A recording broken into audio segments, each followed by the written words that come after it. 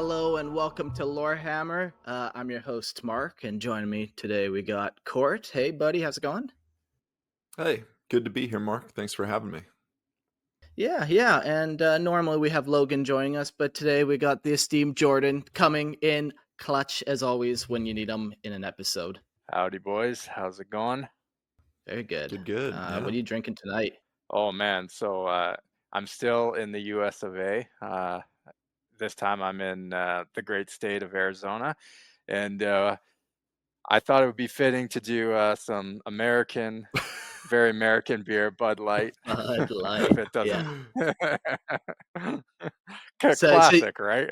yeah, so you're going for like trashy, sloshy vibe tonight at the end of the Yeah, episode. like Okay. There you redneck, go. right? Yeah. Because that's how every Canadian sees every American. They're all just rednecks. There's no We difference. just view you guys as like Mounties. Basically, just you're wearing flannel Yeah. the whole time and wrestling bears and drinking maple syrup right from the tree. Basically, yeah. Who told you our secrets? I know. And Jordan, it's wild. We just discovered before the episode started that you're hanging out in Mesa, Phoenix area, which is like really close to me. So Absolutely. date night. I'm gonna have to. Yeah. Date night. You and Logan. Yeah, to you, my me, and house. Logan, baby. Let's Yeah. My go. in-laws' house, actually. And now if they don't pay for Yeah. dinner for you, it'd be super embarrassing. So Jordan, I think you got a free dinner out of this. Oh yeah. Hopefully a free Bud Light too. Hey man, This don't break the episode is bank. brought to you by two people, Bud Light and Merlin Miniatures. One of these is real, one of them is not. Merlin's Miniatures. Go to that website. We sell minis. Well, not really. You know, you wouldn't trust me to do anything other than for talk shit on the internet. But I'm associated with somebody, Merlin Miniatures, who sells minis. And if you go there, they do worldwide shipping of all your favorite 40K, Warhammer, Lord of the Rings. And what I particularly like is they have a bunch of items over 5,000 or 50,000. And they got like old miniatures. You know, every time I go on there, I've talked about Faramir and his Rangers. You know, now there's all those new Forge World kits. You can get them too. So not only can you get those old classic kits, you can get the new ones. So thank you so much to Merlin's Miniatures for sponsoring this episode. And definitely go check them out. Use promo code Lorehammer. And there's a link in the description below. We also have a very bumpin' Discord. Right now, we got a tabletop simulator channel that has been now activated and is live. And I think there's like 15 people in there trying to get a tournament going. And I think what their plan is to not do like a very time strict tournament. You know, it's not going to be over the course of one day. It might be over the course of the month that you have a couple games to play, and you can come back and play it as you go. So it's going to be pretty well available to anyone who kind of wants to get involved in 40K Tabletop Simulator. What are the painting restrictions there? I think you just download different graphic mods on that. Yeah. I didn't know if you've ever played it. That's a funny joke going right over my head. Oh man, now I feel like a dumb bitch. Thank you. I think it was Grimaldus that was chatting about jumping on tabletop, and he and I need to get a game in at some point because I've never played it. I've never used it. Yeah, it's pretty neat, man. Like you can zoom in, spin stuff around, you plop down a 40K rule book, flip over the pages. It's pretty neat. You know, give it a couple years and then you'll be inside of it walking around in VR, so that'll be neat too. Oh man, that would be so cool. We're getting there, man. Give it a couple more years. If we survive, if we all live a couple years. Yeah. The end is nigh. Yeah. But until then, we talk about 40K. But also there's other things we talk about too, like the Sunday night movie night on the Discord. Go check that out. That's still going. That's happening still. People are still watching 40K movies every Sunday night on the Discord. Interesting. Wow. Yeah. Wait, so like you're watching like the Warhammer TV stuff, the Warhammer Plus, or what? Yeah, they watch those. They also watch like they'll take a vote, like which of these three movies, like Soylent Green, Starship Troopers, and you know these kind of 40K adjacent kind of where you're like, well, could that belong to the 40K? Yeah, was inspired by these films. Yeah. You know, and some fit definitely better than others. You know, others are their whole universe. But yeah, they're watching movies every Sunday night, so go check that out. Lots of fun stuff happening on the Discord. Sweet. And then, guys, please join the Imperial Tithe and support the show. If you dig what we do here, please jump on our Patreon And if you'd like to get the ad-free version of every episode, it's only $2.50 a month. And for $5 a month, you get the video version. You get to see our beautiful faces. You get to interact with us in ways that you never thought possible. You could see the things that I hold up in my fun little relic corner, which is just going to get added to and all that. Yeah, and you can even look inside my mouth.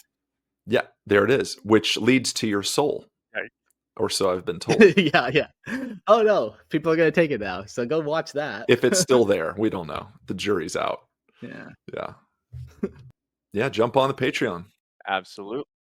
Yeah, and if you are a patron member, you can also jump on the live stream with us.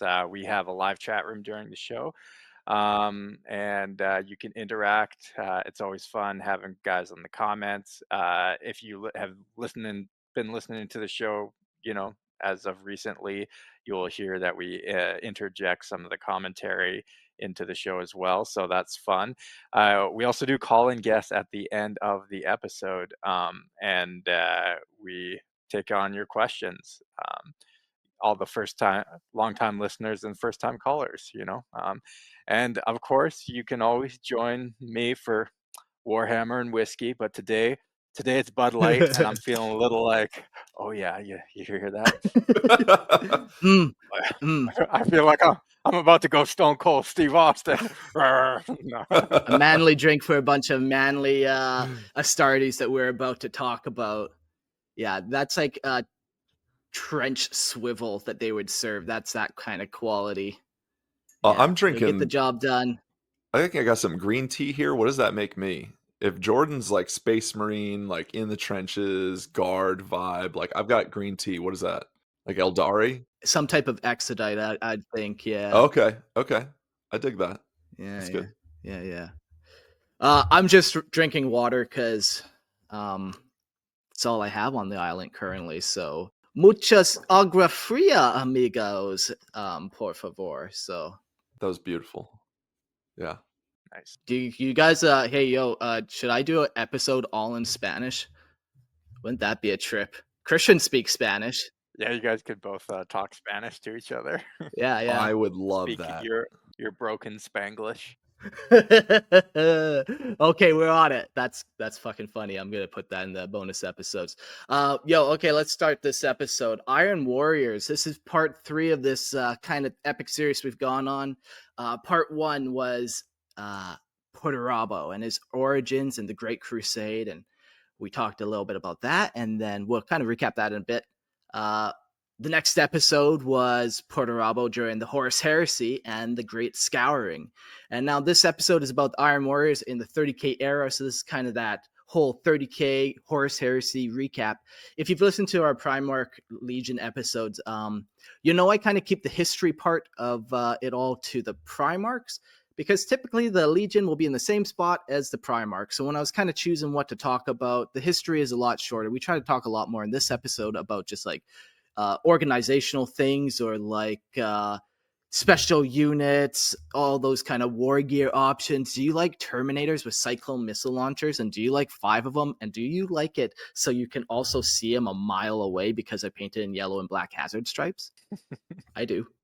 I'm hoping we uncover like some of the origins of the hazard stripes, because Iron Warriors I'm very unfamiliar with. My buddy played Iron Warriors when we first started in 3rd edition, and I totally fucked with him one time. We were playing a game and I was like, okay, well, you're going through like water, right? Because like we had laid out the table to where it was like, oh, this is the stream, this is the river. And I was like, well, you need to roll a d6. He's like, okay. I was like, well, on a 3-up they rust because they're iron, so you just can't move. He's like, oh, no way. I was like, yeah, sorry, man. Them's the rules. We'll see. But the hazard thing, I'm excited. Maybe we'll get some theories going or something, get the tinfoil hat working. The best thing I heard in the Discord about the hazard stripes in the last week, and it was, I forget who it was, so unaccredited, it's reverse OSHA. So it's like yeah, they're letting you know they're dangerous. Watch out. How dangerous. Every part of them is dangerous. Avoid. Yeah, we'll learn a little bit of that kind of stuff, their appearance, all that kind of stuff. Gene seed, homeworld, combat doctrine, martial traditions, beliefs, whole bunch of stuff in this episode. It's gonna be jam packed. Yeah, what do we kind of know about the Iron Warriors in this time? Like, what's your kind of sales pitch? We had Perturabo, and I think we kind of summed up his words with like relentless, bitter, and I think we had one other that was kind of key. Yeah, he's iron resolve. I mean, iron, no pun intended, but like he was resolute and really just. I mean, he was kind of the opposite of Unswayable. yeah, unswayable. Yeah, yeah, yeah. We learned about him during the Emperor's Children stuff and talking about Fulgrim, and that was sad. Yeah. I think what makes that part so interesting is not only do we get to see Fulgrim turn into a demon prince, we also get to see that like Perturabo doesn't really like chaos. He's not the same as his other traitor marines. You know, he always has that kind of hesitancy to join chaos or even like resentment towards it, or like he's not going full traitor. I never viewed it that way. That's interesting. But I guess that kind of makes sense. Again, like I know very little, so I'm excited. Okay. Okay. Well, we'll get into it then. Yeah, we'll start with kind of the history. We'll give you some overviews on some fun little areas and carry on into it. The Iron Warriors, one of the 9 first founding traitor legions, turned traitor during the Horus Heresy, now relentlessly bent on dismantling the Imperium of Man. Originally designated as the 4th Legion, the Iron Warriors were masters of siege warfare, specializing in the ruthless destruction of static fortifications. Their expertise made them bitter rivals of the Imperial Fist, who boasted of constructing the Imperium's most formidable defenses. This competition between the legions, fueled by the animosity, I hate that word, but carry on, between the Primarchs Perturabo and Rogaldorn, was a key factor in the Iron Warriors' descent into chaos. The Legion harbors a cold, mechanical approach to their existence, often replacing flesh with cybernetic enhancements. When afflicted by the chaotic mutations known as gifts from the ruinous powers, the Iron Warriors disdainfully sever these unwanted changes, opting instead for mechanical replacements, showcasing their resentments towards the corrupting influence of chaos. So yeah, maybe that's bleeding in slowly already, so quick into the episode. More common theme that we see with the Iron Warriors with these bionics, like it's very much like the Iron Hands, where it's like flesh is weak, but like, yeah, corrupted flesh is super weak to them. Yeah, I love the idea of chaotic mutations being just called gifts. Like, look what we gave you. Here you go. You're welcome. Now you have a stomach mouth. Perfect. So helpful. Yeah. It's quite the euphemism, really. It's Once heralded as the Emperor's premier siege engineers, their Primarch Perturabo matched Rogaldorn in strategic and fortification prowess. Yet Perturabo harbored deep-seated resentment, feeling perpetually overshadowed by his brother Primarch, whose every accolade seemed a mocking slight. The coming of the Horus Heresy, perhaps the inevitable culmination of the festering rivalry, placing these two architects of war on opposing sides in the galaxy's brutal civil conflict. Yeah. All the Primarchs have like definitely there's relationships. There's some strong relationships between some. There's some rivalries or whatever. But this one always seems like one of the most iconic ones. Like Rogaldorn, Perturabo, like it's been like around since way back in the day. We've always known that these guys have had it out for each other. These like two sides of the same coin of siege warfare. Yeah, whenever you think of like siege warfare when it comes to characters in 40K, there's just 2 names that really come to mind. And I think Rogaldorn is more well known in that sense, but Perturabo is kind of matching him on the chaos vibe. I think there's the 2. And isn't that Perturabo's problem? He's just Yeah. like, fuck, why'd you name Rogaldorn first? You said, more notably, Rogaldorn. And this is Perturabo's whole problem of why he's so sad. I'm sorry, Purdy. Not enough I'm acknowledgement. sorry. Yeah, fuck. Well, if we get into the origins here, so the 4th Legion, born in the shadow of the Unification Wars on Terra, was forged from the ruins of a recidivist fortress on the Oro Plateau of Sek Amrak, their origins cloaked in the closing acts of that era. As the Emperor's Great Crusade unfolded in the 30th millennium, the surrounding warlike gun tribes, blood greaves, and tech enclaves of Sek Amrak were forcibly assimilated, providing the Legion with its initial recruits, turning this defiant region into one of the most grudgingly loyal domains of the Imperium. The gene seed of the Fourth was a calculated advantage, boasting high adaptability and low rejection rates, starkly contrasting struggles of other legions, only mitigated later by the capture of the Selenar gene labs on Terra. The biological boon allowed for rapid growth, outpacing others in numbers and readiness, leading to their early deployment alongside the Dark Angels and White Scars. Their prowess was coldly documented in the Imperial Palace's frescoes, commemorating grim victories at the Cytotire Orbital, Zydex Archipelago, Ice Station Echo, and notably Mare Yast, where they broke the Venusian War Witch's Litho Golem under the Emperor's own command. Geez, words and words, guys. Just a lot of pronunciations here. Yeah. And if you're clever, maybe you could. A lot of made up words, really. So Yeah. they're not even real words. They're Let's just mash some letters together and see how this turns out. yeah. Man.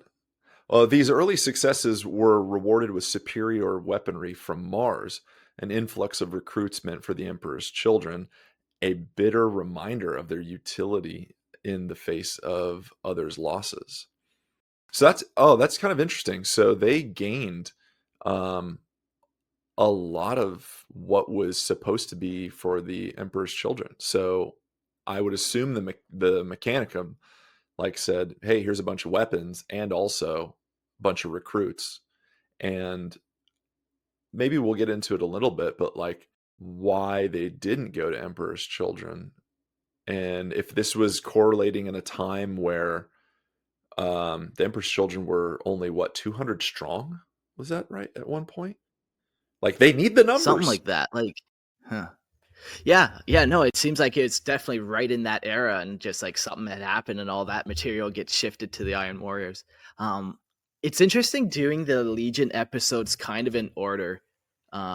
Because the number is kind of when the Legion was founded. Yeah, the Primarch wasn't found in the order of the Legion number, but these guys have a close connection to the Emperor's children.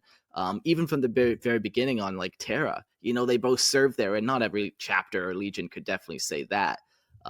It's interesting just how we're gonna see groups and patterns develop of which two during this kind of section of the foundings, and then chat's going off, and I love you guys. I just want to say that right now. Yeah, so, I think we should read all those. Oh, it's a court episode, my favorite. Oh. I love Wolverine episodes. Once again, that's a $5 Patreon membership to understand that one.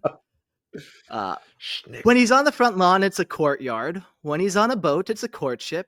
So many made up words, they say. You guys, this is the best. I love it. Thank you. That's rad. Oh, keep the puns coming. When he's in your brain, he's your frontal cortex. Oh, that was good. Yeah. That was good. I like it. Fucking nice. Damn. Making me feel all warm and fuzzy, guys. They like you more than the Iron Warriors, I think. Once again, they're not getting the love that they deserve. Second best. That's it. As the Great Crusade pushed beyond Segmentum Solar, the Fourth Legion, yet to unite with Perturabo, lost its cultural ties to Terra, maintaining a rigid, unchanging military doctrine. Their strategy was one of relentless, methodical force, eschewing the flair and heroism of their peers for a mechanistic approach to warfare.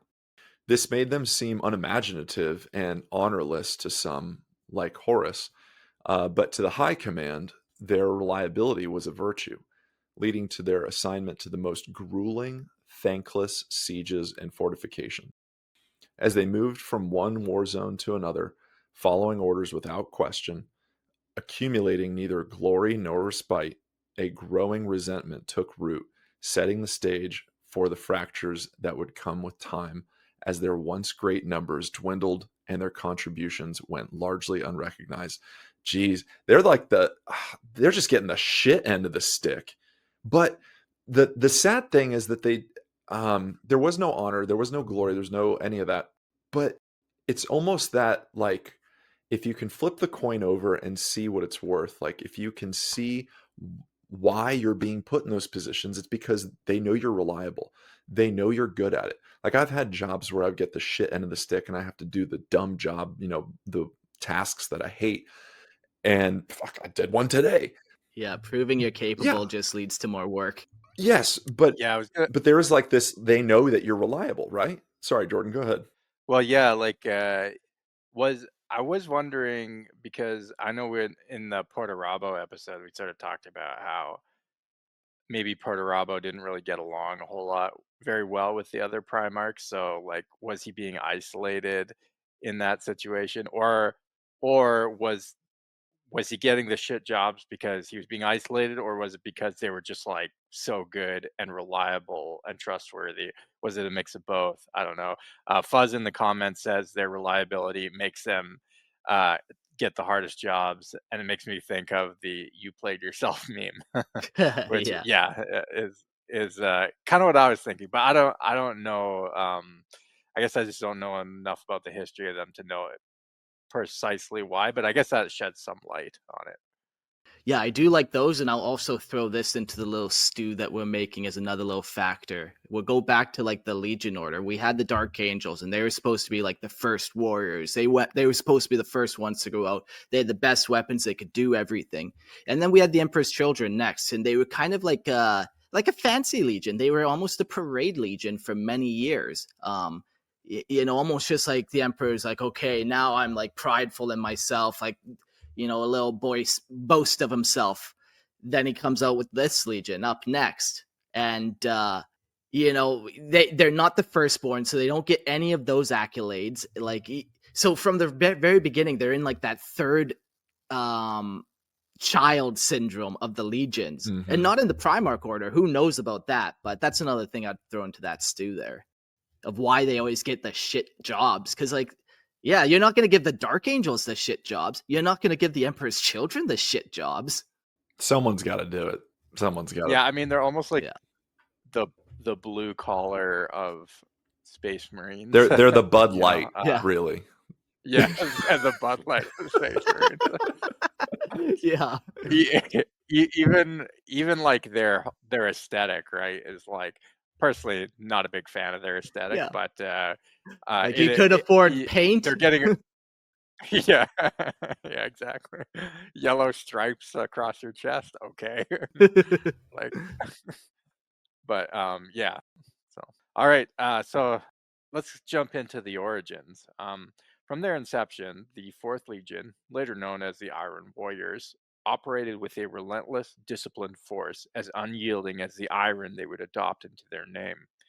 They were among the most technologically adept legions, though often eclipsed by the Iron Hands in this regard, preferring to strike with overwhelming force from a position of calculated superiority.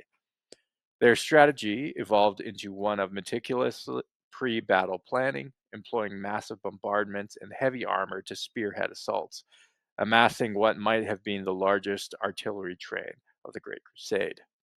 Their warfare was cerebral, pragmatic, and calculated. Yet, once engaged, the Iron Warriors displayed the stubbornness that bordered on the resentful, refusing to retreat unless ordered by the highest command, even in the face of severe losses or unexpected setbacks. This tenacity became a grim point of pride, driving them to secure victory through sheer discipline and firepower, no matter the cost. This was starkly illustrated during the grueling campaigns of the Forge World of Enkaladion from 842-843 of the 30,000th millennium, where their refusal to adapt after the disastrous initial assault led to a near annihilation of their frontline forces, showcasing their bloody-minded resolve to prove their indomitable spirit. Yeah, I feel like this is that third brother where he's got two other brother legions to compete with. He's like, I'm not gonna back down no matter what. And the third brother is the youngest is usually super fucking tough because he has to catch up and do what the other guys are doing. Yeah, a lot of small poppy syndrome. Yeah, exactly. It's also like the friend that like is trying to open a gate or something, and they're like, "What the fuck? Why won't this open?" And you're like, "Well, if you just undo the latch." No, I'm gonna get this. Yeah, but there's a latch. No, well, just, and then they just kick it in. They're like, "See, I got it." Like they just Oh Yeah, man, yeah. that is me to a T. If someone tries to tell me to do something when I'm like trying to do it and I'm struggling, uh I do not want to hear it. I got this. You just Yeah, throw more Stardy's bodies at yeah, it just exactly. till your problems go away. The Battle of Encaladion was a costly one, making a decline in the legion's standing as they suffered not just in numbers but in reputation, with many in the imperial court and among the Primarchs suggesting that the Fourth had invited defeat to demonstrate their unmatched endurance. With nearly 29,000 Iron Warriors and over 2 million Imperial Army soldiers, lost this, lost this campaign this campaign cast a shadow over their previous achievements. By the decade's end, the Legion, now without a Primarch and diminished in both numbers and prestige, watch as their legions, like the Luna Wolves and Dark Angels, outshone them in glory and conquest, leaving the Iron Warriors in a state of resentful calculation, their star dimmed by the harsh realities of war they had so relentlessly embraced. Okay, so it's kind of interesting. This could also sort of explain why they uh, maybe are frowned upon a little bit by other legions. Was just this one loss, this one bad uh, defeat. Yeah. And Yeah, with that no one door Primarch. that they kicked in. Yeah. And like Yeah. you'd watch the other Primarchs legion by legion show up and like bring life and hope and renewal to each legion. And then your Primarch, there's whispers of Perturabo showing up, and you're like, I can't wait to meet Perturabo. Things are gonna be great. And then you meet Perturabo and you're like, oh, oh, so this is who we get. We're not getting any hopeful outcome out of this. And then you get sent into the trenches. Like, fuck. So that's where they get sent. They get sent into the Great Crusade, into the trenches. During the Great Crusade, the Iron Warriors, or the Fourth Legion, carved out a reputation as the Emperor's siege masters.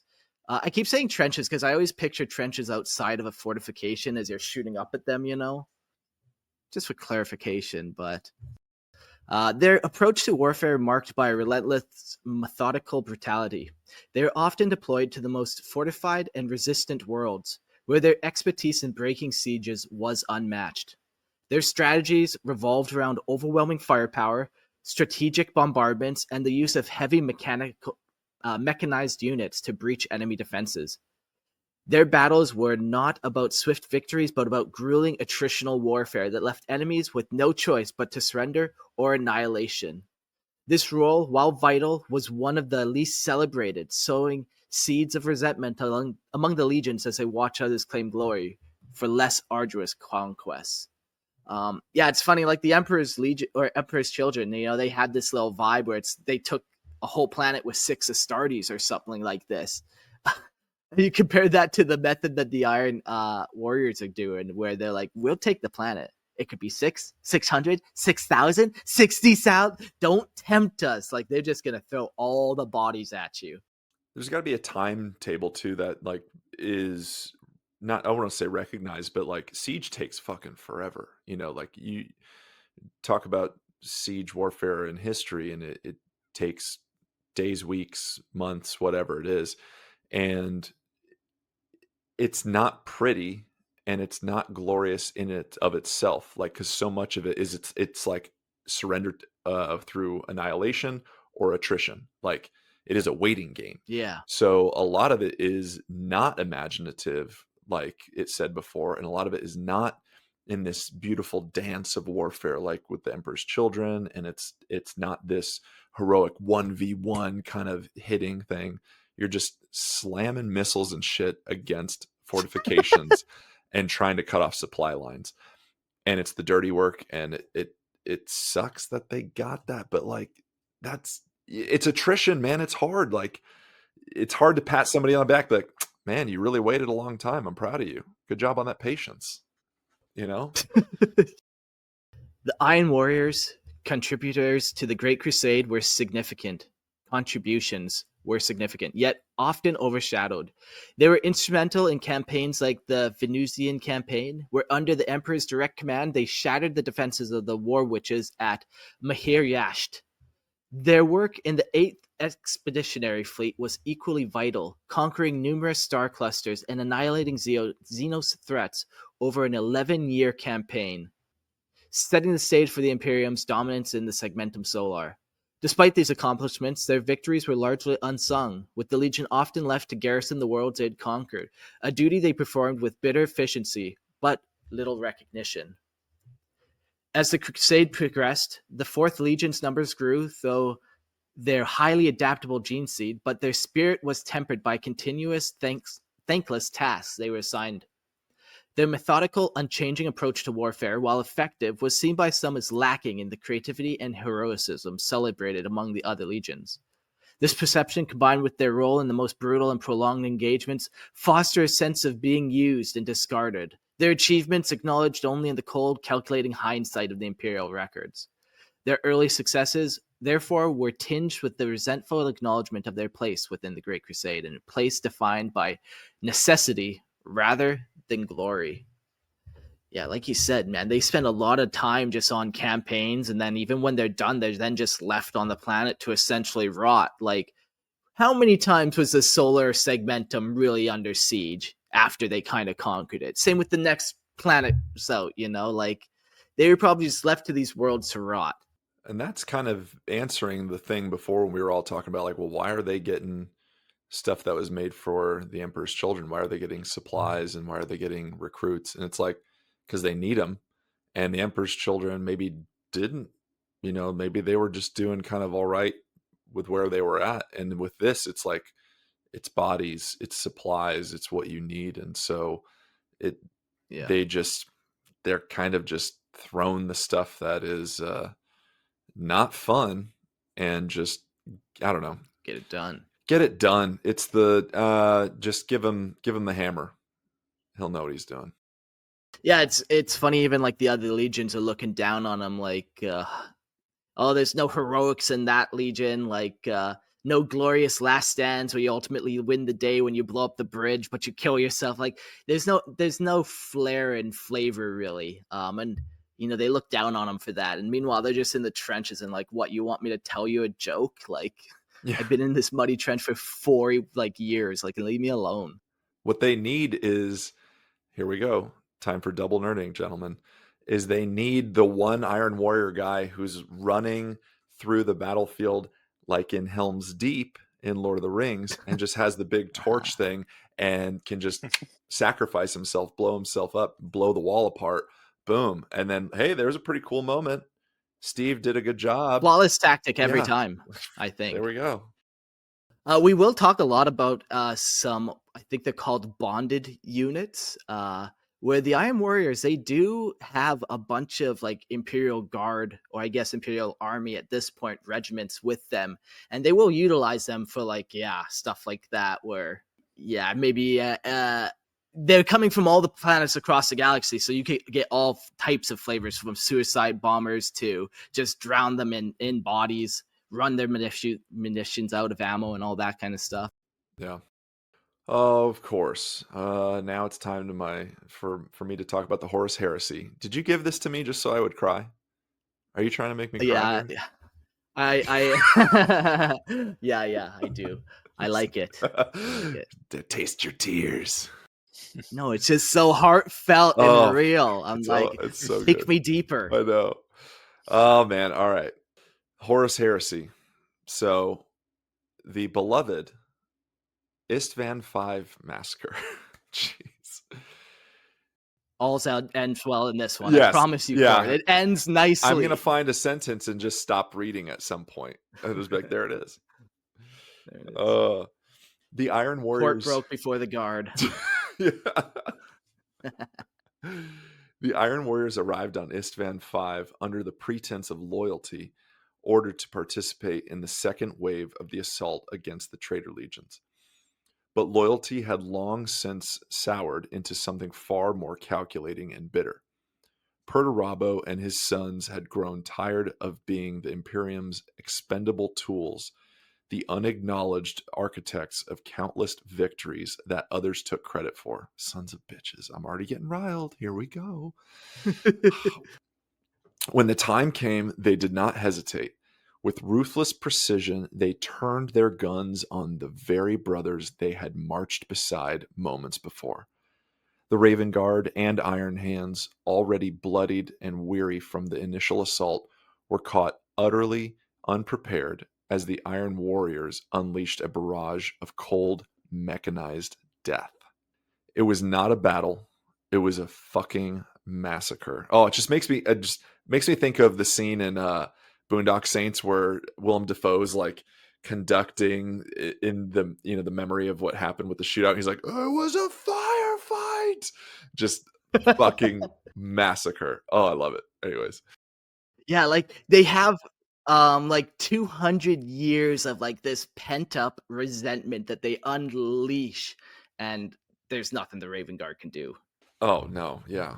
God bless him. Sorry, Logan, that your beloved Raven Guard got spanked, got pee slapped. Yeah, yeah. Yeah. It was not a battle, it was a massacre, executed with the detached efficiency that had always defined the Iron Warriors. They made no grand declarations, no dramatic gestures, only the relentless advance of siegecraft turned inwards against their former kin. The Raven Guard's nimble strategies and the Iron Hand's stoic resilience crumbled under the weight of betrayal and heavy ordnance. The Iron Warriors didn't just kill, they dismantled, broke, and crushed their former allies with the same methodical thoroughness they had once reserved for Xenos fortresses and rebel strongholds. To the Iron Warriors, there was no distinction between an enemy from without and a brother who stood in their way. In the ashes of Istvan V, the Iron Warriors stood unrepentant, their betrayal a calculated move in a greater game. They had played their part perfectly, lulling the Loyalists into a false sense of security before striking at the heart with surgical cruelty. The Drop Site Massacre wasn't just a turning point in the Horus Heresy, it was a bitter testament to the Iron Warriors' unrelenting disdain for the Imperium that had used and discarded them for so long. Perturabo didn't merely join Horus. He proved that the bonds of brotherhood and duty were as fragile as the walls he had spent centuries tearing down. How the fuck am I supposed to stop anywhere in that and be happy? Like from the fucking beginning, it's just like this shit sucks. Oh man, it's so good though.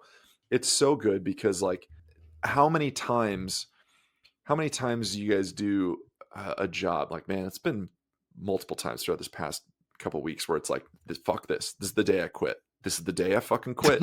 And you come back the next day, but you're just like gosh damn it, if I have to do this one more fucking time. 200 years, Yeah, Court right. suffered. And then you get here and I'm sure there was no like gleefulness in it from the Iron Warriors. And I'm sure there wasn't like this, haha, finally, you sons of bitches. But there was probably like this grim satisfaction of just like, here we fucking go. It's your turn now. Yeah, I like the way you describe that. Grim It is also satisfaction. interesting, like you could see their motivations are like clearly established, and like they didn't even need to turn to chaos or anything to like follow Horus. They were just clearly ready for the first opportunity to give a big fu to the Imperium. They were going to take it, right? So, um, which is sort of interesting that that wasn't really like chaos. Chaos had more in play with like a lot of the other Primarchs, but obviously uh, um, Perturabo was like one of the last to go to chaos. He resisted it even, but he was he was still like one of the most eager to join Horus, and the Iron Warriors were the most eager to join Horus. Yeah. Yeah. And what's interesting too is that oh, I almost just lost my train of thought, but like they didn't need the chaos tinge or like, man, I was gonna say tickle, like the little temptation, the chaos tickle, and, just the Slaneshi tickle. Yeah. It's so obvious that they're frustrated's understatement with the Imperium, but it doesn't make mention, and maybe the books kind of go into this a little bit, but like Horus is the War Master. Like, I'm sure they're pissed off at, Big E as well, so the Emperor, but the Imperium as a whole is their focus of disdain. And I'm kind of surprised it's not Horus as well, though, because Horus is the War Master. He's the one guiding, where battles happen and making sure it goes down. And I'm sure that Horus is giving them orders like, no, go take that fucking planet. I don't care how long it takes. Go get that fortress. Go do this. Go do what you're told. Because Horus wasn't a big fan of the Iron Warriors. Like, he thought they were unimaginative. So I'm surprised that there's, again, maybe in the books it goes into it, but like, I'm surprised there's not a resentment towards Horus himself. Initially. Go ahead, Mark. I think it comes back to just why they were founded and when they were founded, where it's just there's just those two other legions, and from the very beginning, pretty much from the days of the first conquest in the Sol system, they were given these shit tasks. So 150 years into the Great Crusade, when Horus is elected War Master, the pattern has already been set in. So yeah, I can see what you're saying about like, yeah, maybe they'd have some like grief against Horus, but also at the same time, they're 150 years in. Is Horus really still micromanaging the campaign to that level? Like, Yeah, good point. how many bad jobs was he really given? I think it just, when you look at it from the very beginning, man, even on Terra, there's actually quite a bit of information that they talk about. They were sent to go siege some fortresses way back on Terra, and they had to give up a bunch of lives. Like, this is just the way it is for them. There's two other legions above them, and at this point, like, who knows if the Emperor wanted to make 20 legions? We don't know if he ever was going to do that. And then I feel like every time we're doing another legion, we're going to find that next little piece. Like, okay, so these guys now start again in this weird like brother cycle, because we kind of have the tale of like these three brothers, like Lionel Johnson, where he's like the favored firstborn. He should have been the one, and he's the most like the Emperor.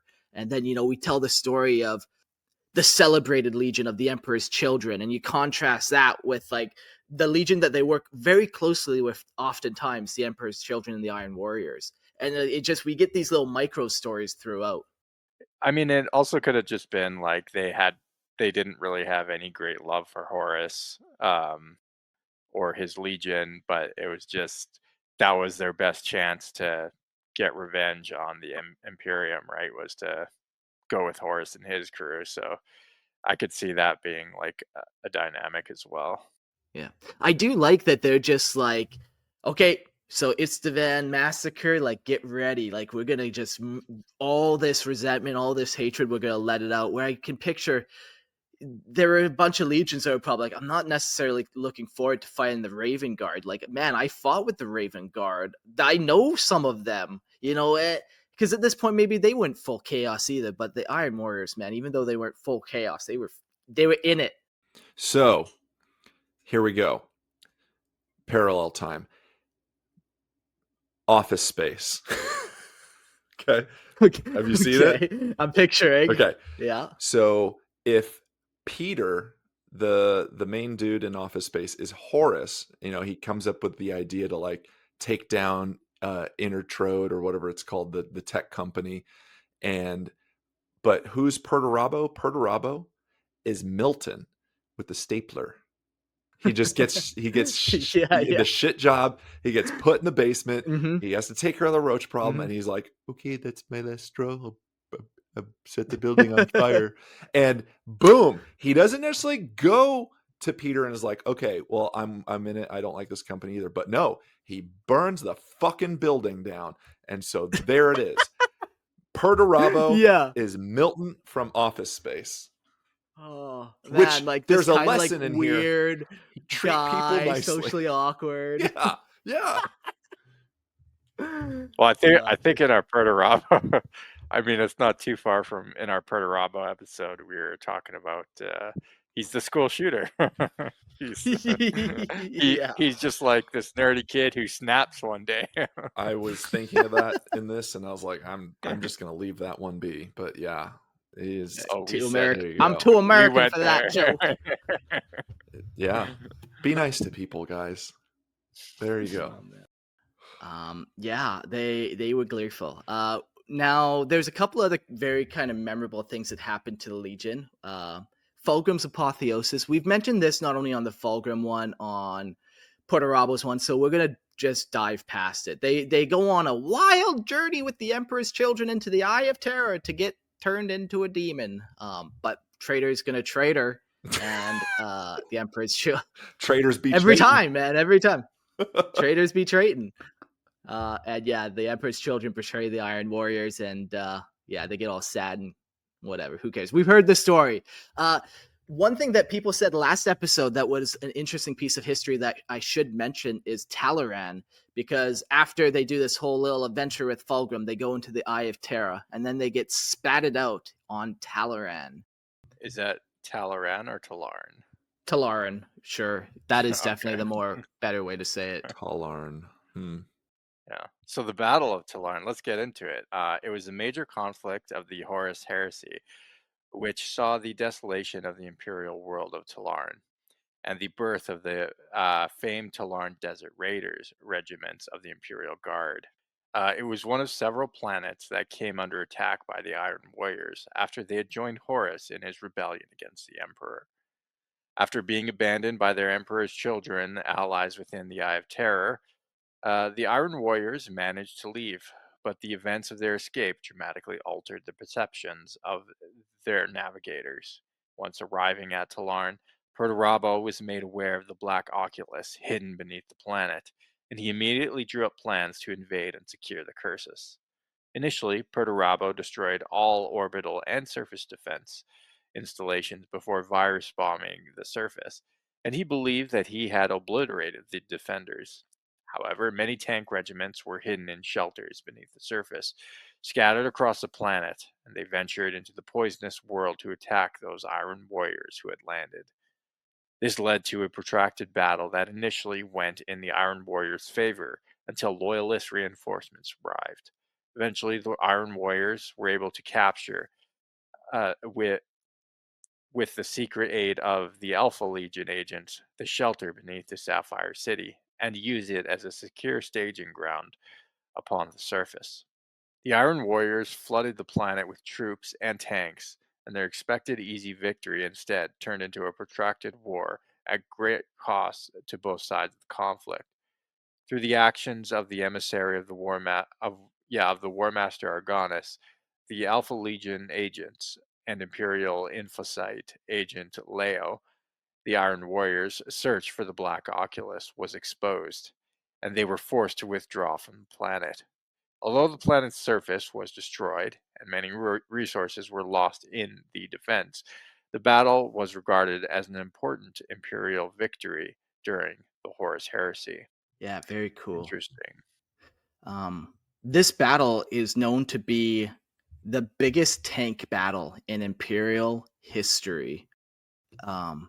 And oftentimes when we're talking about the Iron Warriors, we talk about their siege abilities, and we often will talk about their artillery abilities. And we might mention briefly their abilities to put down a shit ton of fucking tanks.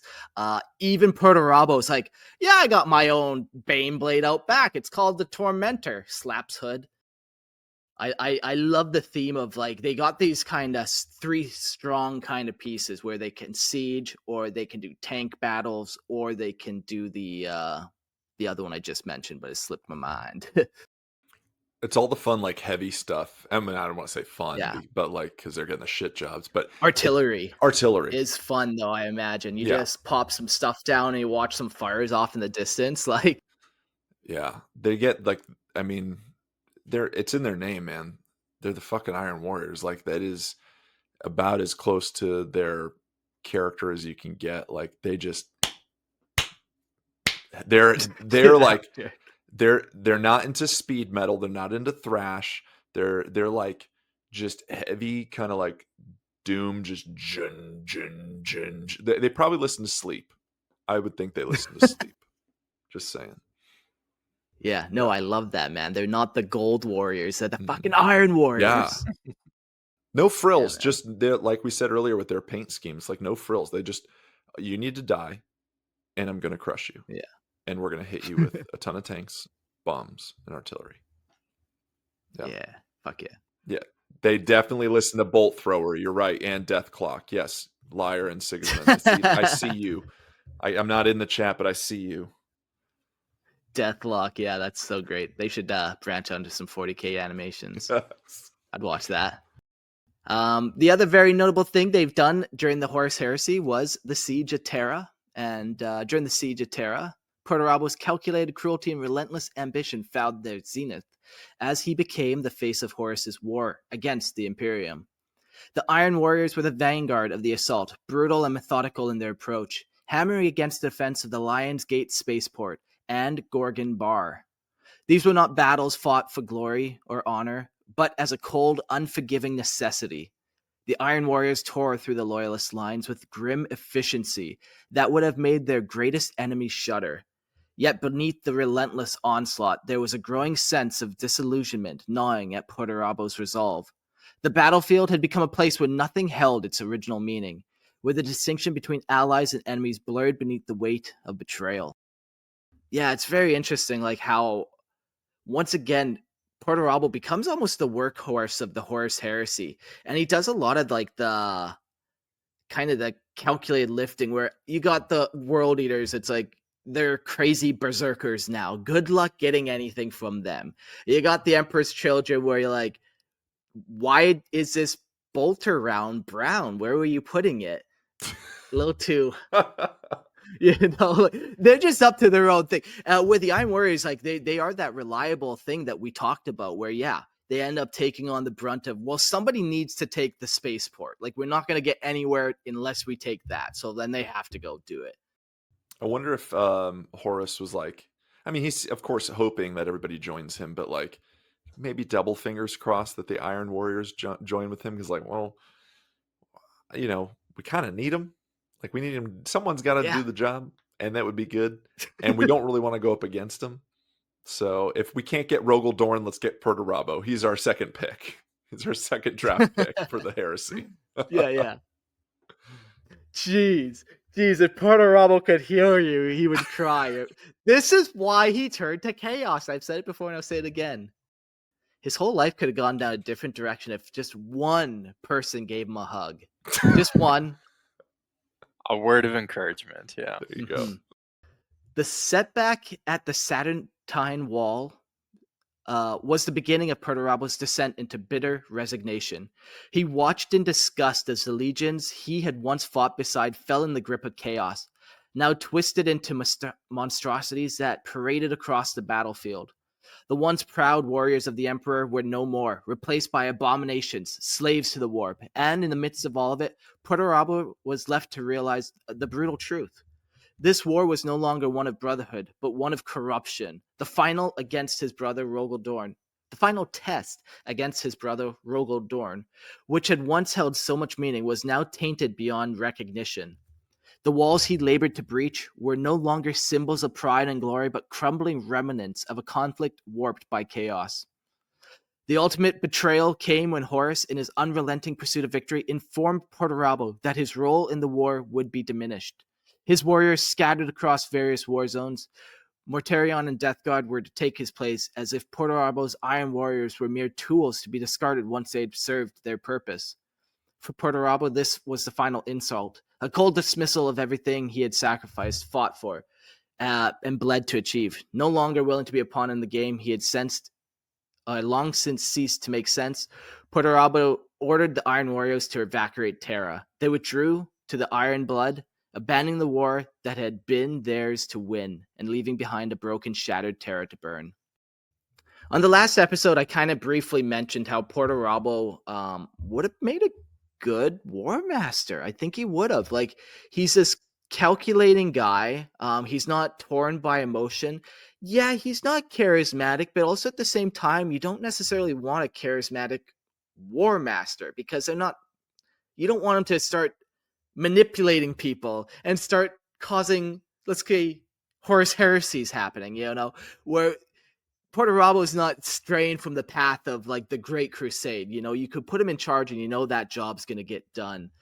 So at the end of the Horus Heresy, he could have maybe could have rose to the top of the rank and be like, I'm War Master now. Like, look at my record. I still have the most guys here. I am the most functional still. He could have rose to the top, but he was just done with all of this, and this was never his war. Just like the Great Crusade was never his war. Fed up with it all. But I tend to disagree though, just a little bit. Like his record is unmatched. It's proven time and time again. But I do think you need a visionary leader, and I don't think Perturabo's the visionary leader for the Imperium or for the traitor legions. I think he's the guy that is going to get the job done, but he's not going to envision all these ways to go about it. You know what I mean? Zero charisma as well. Like, that'd be tough if you don't have that charisma like Horus had. It's hard to bring people together, Mm-hmm. Yeah, that's part of the charm of the situation, though. You don't want a visionary. You don't want somebody to bring people together. That's what the emperor's for, you know? True. But the emperor left. Like, he went off and he was working on his webway project. So you do need somebody in that seat that's going to kind of take over. It's like when the owner Yeah, okay. leaves. What do you got? What do you got? Yeah, it's like the face of the Great Crusade is Perturabo's. I'm picturing that now plastered across the Imperium, just like all these wires coming out of his face. You can become part of the Imperium. It's just like, why? Right. No thanks. And Yep. Mark, you read it in here. It was interesting that it just talks about the realization of the brutal truth that this war was no longer one of brotherhood, but one of corruption.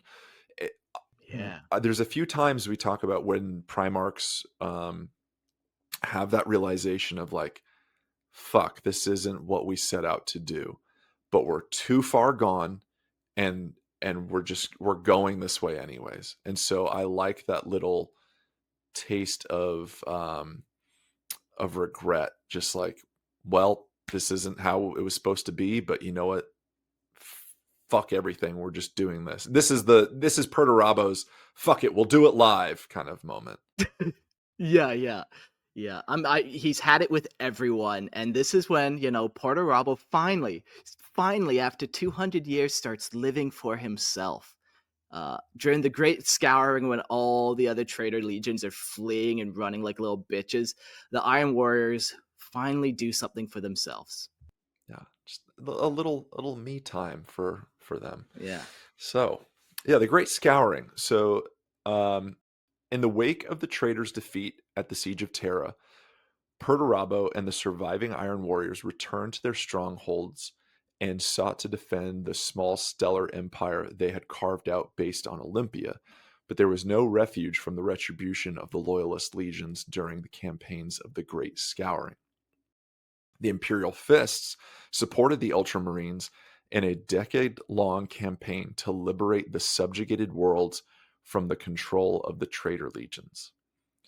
They discovered the Iron Warriors to be like a barbed hook that, once embedded into a victim, could only be removed with great risk of injury of the patient. The Iron Warriors' Olympia garrison held out 2 standard years from attacks by the Loyalist forces, eventually triggering their own missile stockpiles when defeat was unavoidable. These explosions left Olympia a blasted wasteland that, like the other Traitor Legion homeworlds, was declared perdita by the Inquisition. After the fall of Olympia, Perturabo and the Iron Warriors retreated to the Eye of Terror, with the other traitor legions and took a demon world for themselves called Medrengard. So here we have just like the the moment where he's like, "Oh my, all right, you're going to do this? Well, fuck this. We're just going to set everything on fire. We're going to blow shit up and see what happens." Man, Yeah. just can't get any like respite. Yeah, and they've had 200 years now of practice in this kind of warfare. And I can imagine they enjoy every booby trap, every tripwire that goes off, every ultramarine and imperial fist that they kill. Is just so satisfying because over 200 years, this is what they've had to do. And now they're on the giving end of it instead of the receiving end. And feels nice, I'm sure. Yes. So we'll get on to the Iron Cage. It is a bitter irony that history will never fully acknowledge whether Dorn's meticulously crafted defenses could have bested the Iron Warriors. Fate, it seems, intervened when Horus met his end at the hands of the Emperor aboard his flagship in Terra's orbit, robbing the Iron Warriors of their ultimate reckoning. But even in retreat, Perturabo's sons would not be denied their pound of flesh. Those who bled in the siege of Terra did not flee like whipped curs. They withdrew to the Eye of Terror with the other traitor legions, but not before exacting a relentless toll during the Great Scouring. In a grim defiance, they fought tooth and nail, clinging to the fractured empire they had carved from the star system surrounding their homeworld, Olympia.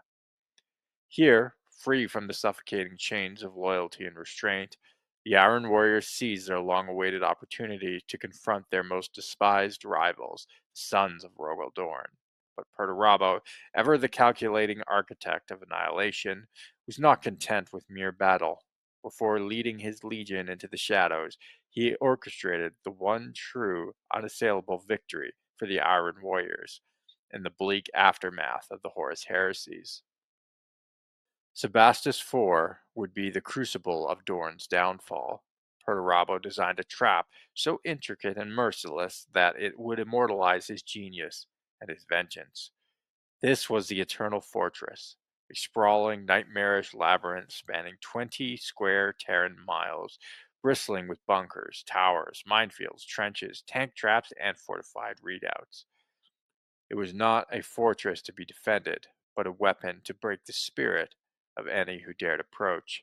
When news of this defense reached Rogel Dorn, his pride flared predictably. He publicly vowed to dig Perturabo out of his hole and bring him back to Terra in an iron cage. Such arrogance. Dorn expected an honorable confrontation, walked blindly into the jaws of Perturabo's trap. The Iron Warriors had no intention of granting him a battle by any measure of honor, isolating the four companies of Imperial fists that made planetfall.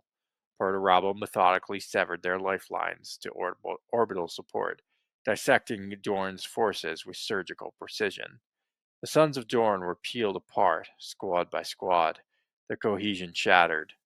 A few of Dorn's warriors, driven by desperation or foolish bravery, managed to breach the outer defenses and to reach the heart of the Eternal Fortress, only to discover there was no heart at all, no central keep, Gotcha, bitch! no glorious, no glorious stronghold to capture, only an open expanse, coldly observed by yet more layers of defenses.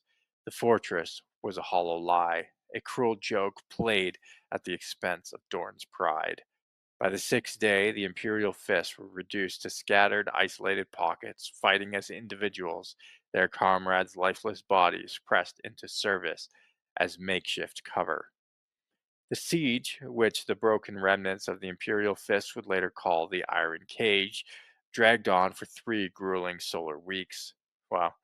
It was only when Reboot Gilliman and the Ultramarines arrived that Dorn's agony found a reprieve. But relief came too late to salvage anything but shattered bodies and broken spirits. Dorn emerged from Sebastus IV, a hollowed man, his pride in tatters, his chapter crippled beyond recognition. It would be 19 long years before the Imperial Fists could even hope to recover from their catastrophic losses.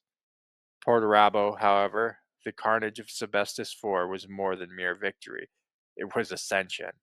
Over 400 loyalist space marines were sacrificed on that cursed ground, their blood soaking the soil in tribute to Perturabo's relentless genius. This ruthless campaign, this masterpiece of calculated cruelty, earned him his dark apotheosis on the desecrated plains of Sebestus IV.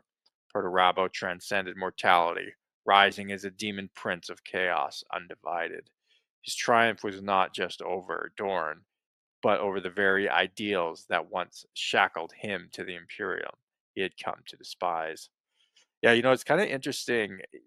In the end, like Perturabo and the Iron Warriors actually did get everything they wanted. Like they embarrassed Rogel Dorn, defeated him. They they just wanted to cause carnage and chaos. I don't think they even cared as much about like taking over the Imperium and ruling the way that Horus did. Yeah. Yeah, it really did just come down to like, burning it all down and really embarrassing Rogal Dorn. Um, Yeah. I do love too that how they pretty much have a perfect record. Like going through, they don't really lose any battles. There are battles where they take 29,000 Space Marine casualties. Oops, but they still technically won.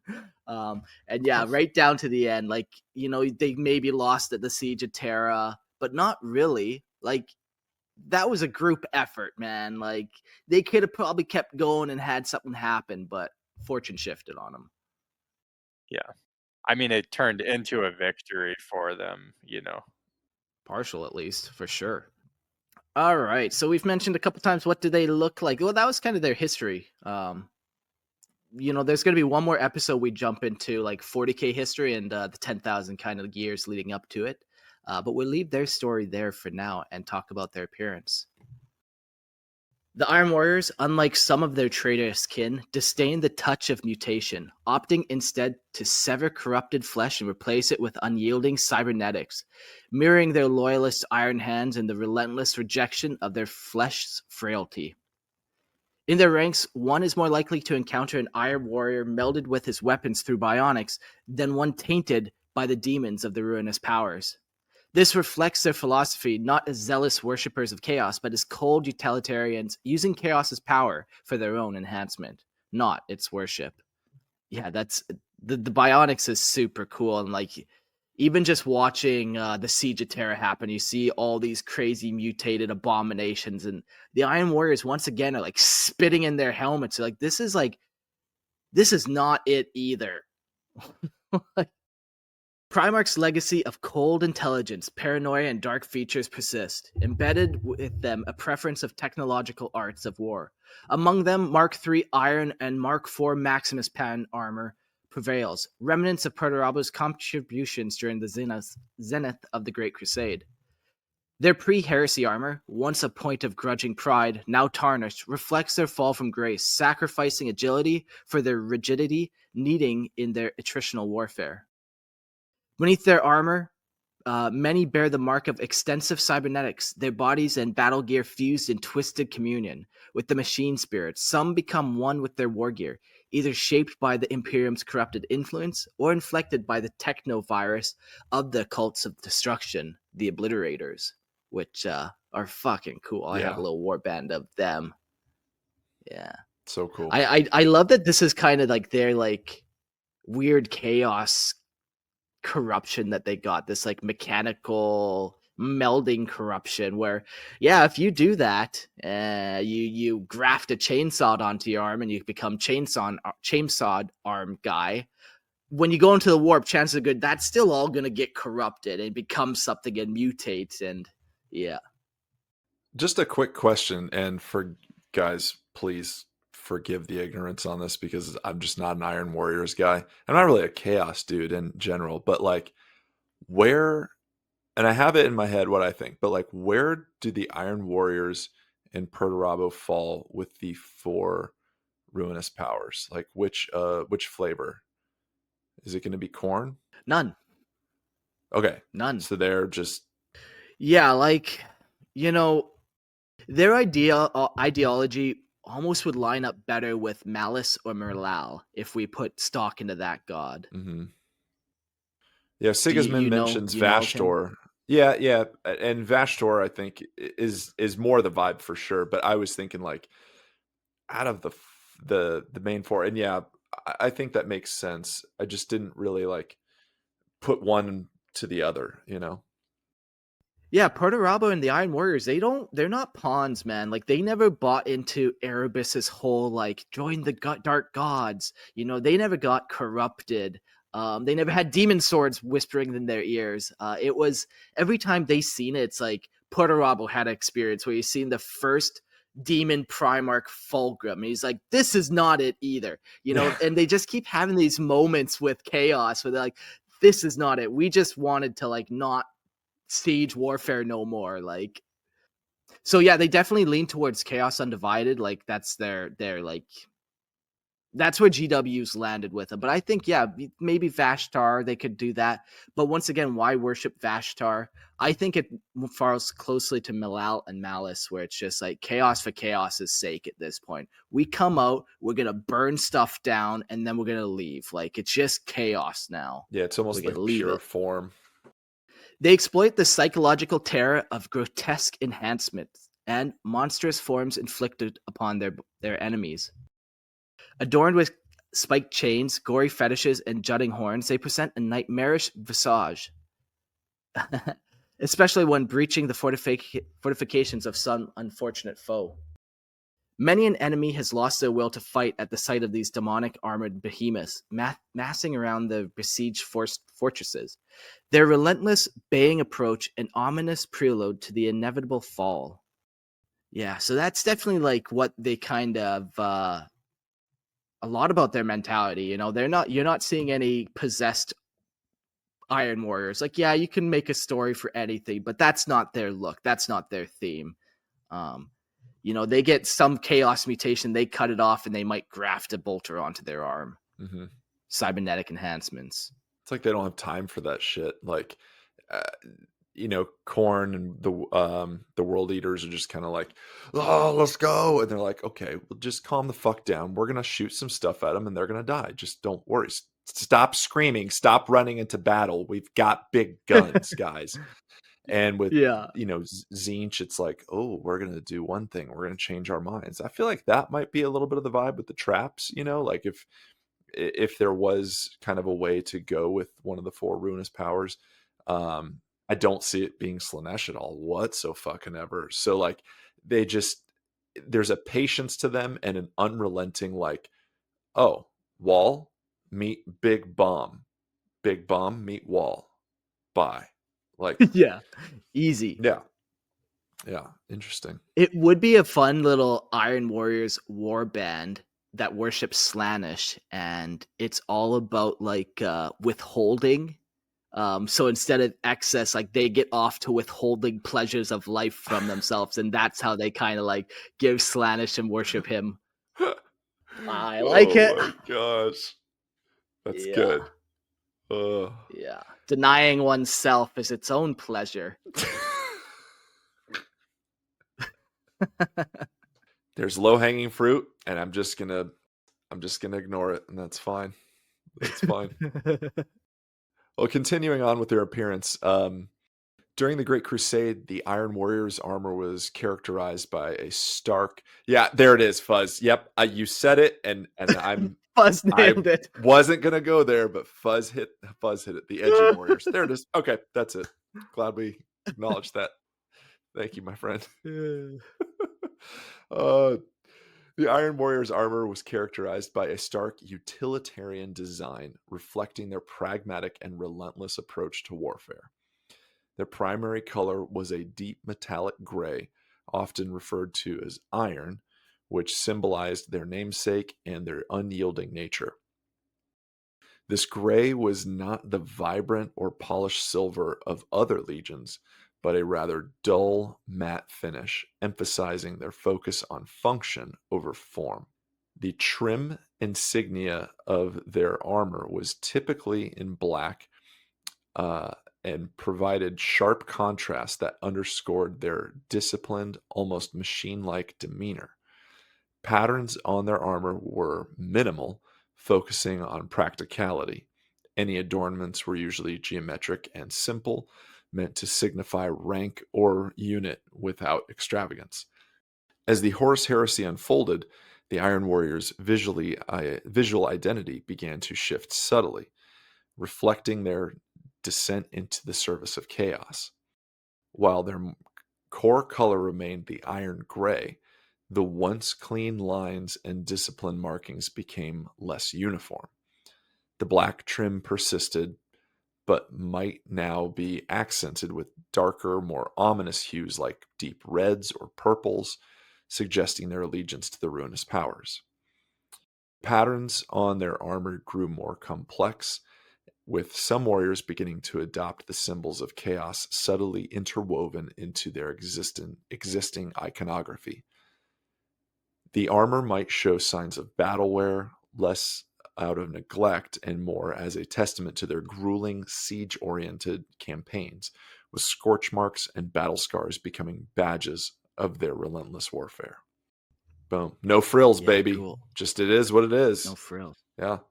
I do like the idea of depending on which ruinous power you kind of align with, you might have this kind of hue on your armor underneath that, like that drab steel.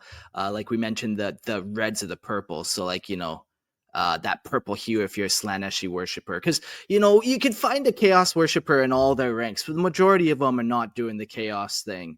But you can always find some. So yeah, you got the blue tinge for Cheech and the red one for Korn, green for Nurgle. Kind of cool to have like these tinges of like god allegiance if you go that route with these people. Yeah, I just keep looking at Jordan's background here, and I'm just like, yep, there it is. Yeah, it's rad. Yeah. By the later stages of the Horus Heresy, the Iron Warriors' armor had started to embody their transformation into a traitor legion. While still predominantly gray, the armor could now be seen with more overt symbols of chaos, albeit still in a restrained manner compared to other traitor legions. I'm looking at you, Emperor's Children. Tis tis. Just chaos. The addition of Fabulous chaos. Celebrate chaos. There you go. The addition of spikes, chains, and other grotesque adornments became more common, particularly among the ranks of those who embrace the darker aspects of their new allegiance. However, their commitment to their original color scheme and the fundamental design of their armor remained, symbolizing their enduring identity as the Iron Warriors, now reshaped by war and betrayal, but still recognizable by their iron gray and black, a grim reminder of their once loyalist past. Yeah. Pretty sweet. And the fucking easiest scheme to paint, guys. Like if you want a chaos army and you don't want to paint black, just get some gunmetal going, boom, little dry get brush that rattle over it. can out. Oh, done. Forget Wash. about it. Done. Forget about it. Hazard stripes are easy too, believe it or not. They're not as hard as people say. There's a technique to it. Like all things. Yeah. I like the scheme, man. I've never really tried hobbying like the wear and tear, but I would love to try doing some like the mud and the grime or like the battle wounds. Like I can imagine one Iron Warrior having like a gash in his armor across his chest that is almost so deep, but it's not enough to penetrate his armor, so it's still battle quality or worthy, But he wears that like an honor. Like, look at this like wound I've shrugged off, like, yeah. I'm all about. I took this in the trenches of. Yeah. I'm all about like battle damage stuff. Like I don't want it to be clean. I will post in the Discord some of my Necrons and some of the Trench Crusade minis I'm working on, but like nothing's clean, man. It's all chipped, it's weathered. It should be cool. So I'll post in the chat or in the Discord once we're done here. I personally think that would be the only thing that makes the Iron Warriors actually look cool. Because I still don't like their aesthetic. Come on. Have you seen their logo, the skull mask that's almost Punisher-esque, but better? Yeah. Yeah, I guess. but they're just walking traffic symbols. That's what they look like to me. Caution, we've come to destroy you. Oh Yeah. man. And this is why Perturabo turned to chaos. You guys don't respect him. He is not just a traffic cop of the Imperium. And on that note, we'll get into what the beliefs of Perturabo and by extension the Iron Warriors, who were steeped in bitterness, but were unwavering in their conviction that they were cynically exploited by the Emperor, thrust into the forefront of the Great Crusade's most savage and relentless conflicts. While they shed blood on the battlefield, other, more favored Primarchs collected the laurels of victory, leaving the Iron Warriors to languish in obscurity, guarding the worlds they bled for. They hold a particular grudge against Rogal Dorn of the Imperial Fists, attributing to him the manipulation of their homeworld, Olympia, which led to their further disgrace and eventual abandonment after their utility had waned. Their resolve is now set on vengeance against both. I was thinking if they maybe just like add a little, even just a pinch of flair to their armor, like a little pink or something, a little purple slash here, maybe the Emperor would have noticed them more. I think they just got overlooked because they're so drab. That Maybe makes they did, sense. That though. makes sense.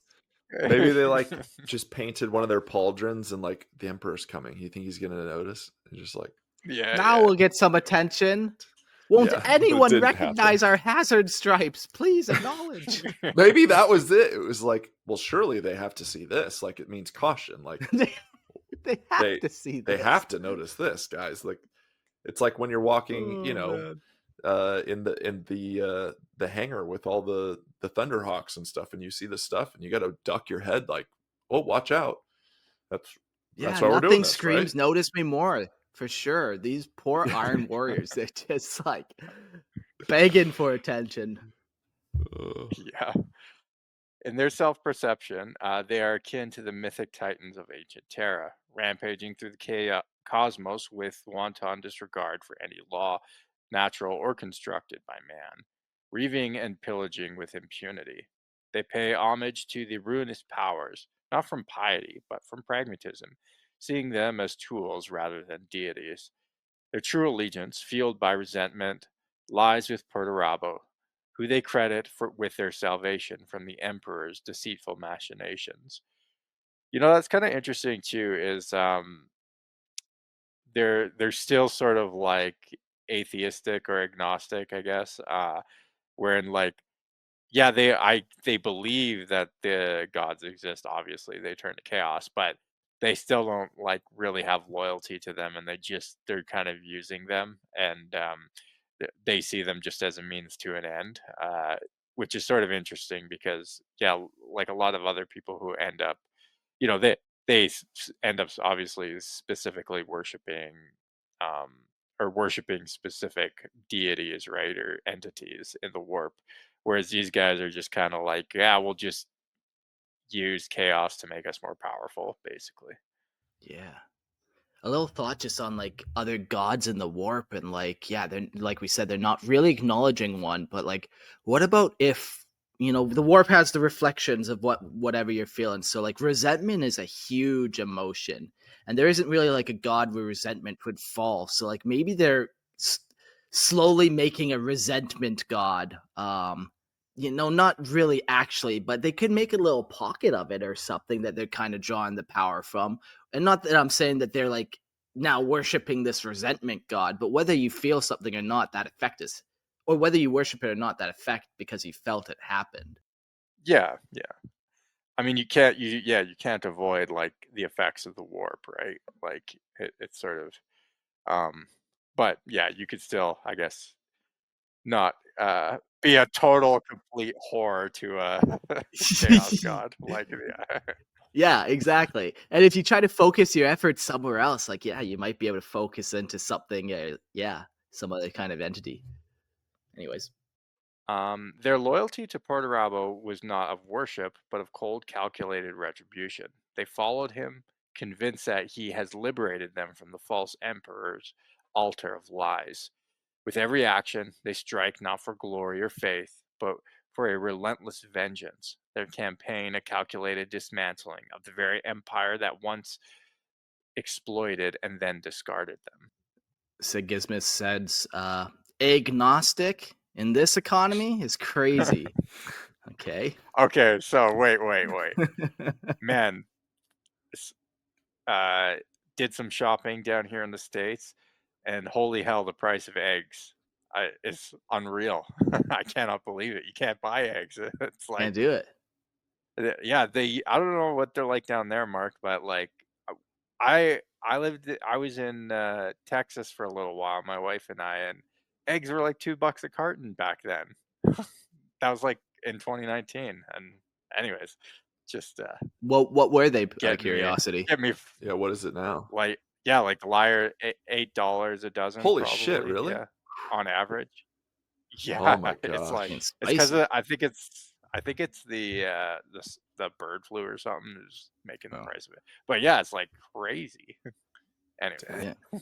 I have chickens, so I just go to my backyard and Ooh. reach into that chicken ass and go, "Give me my breakfast, you dirty bird."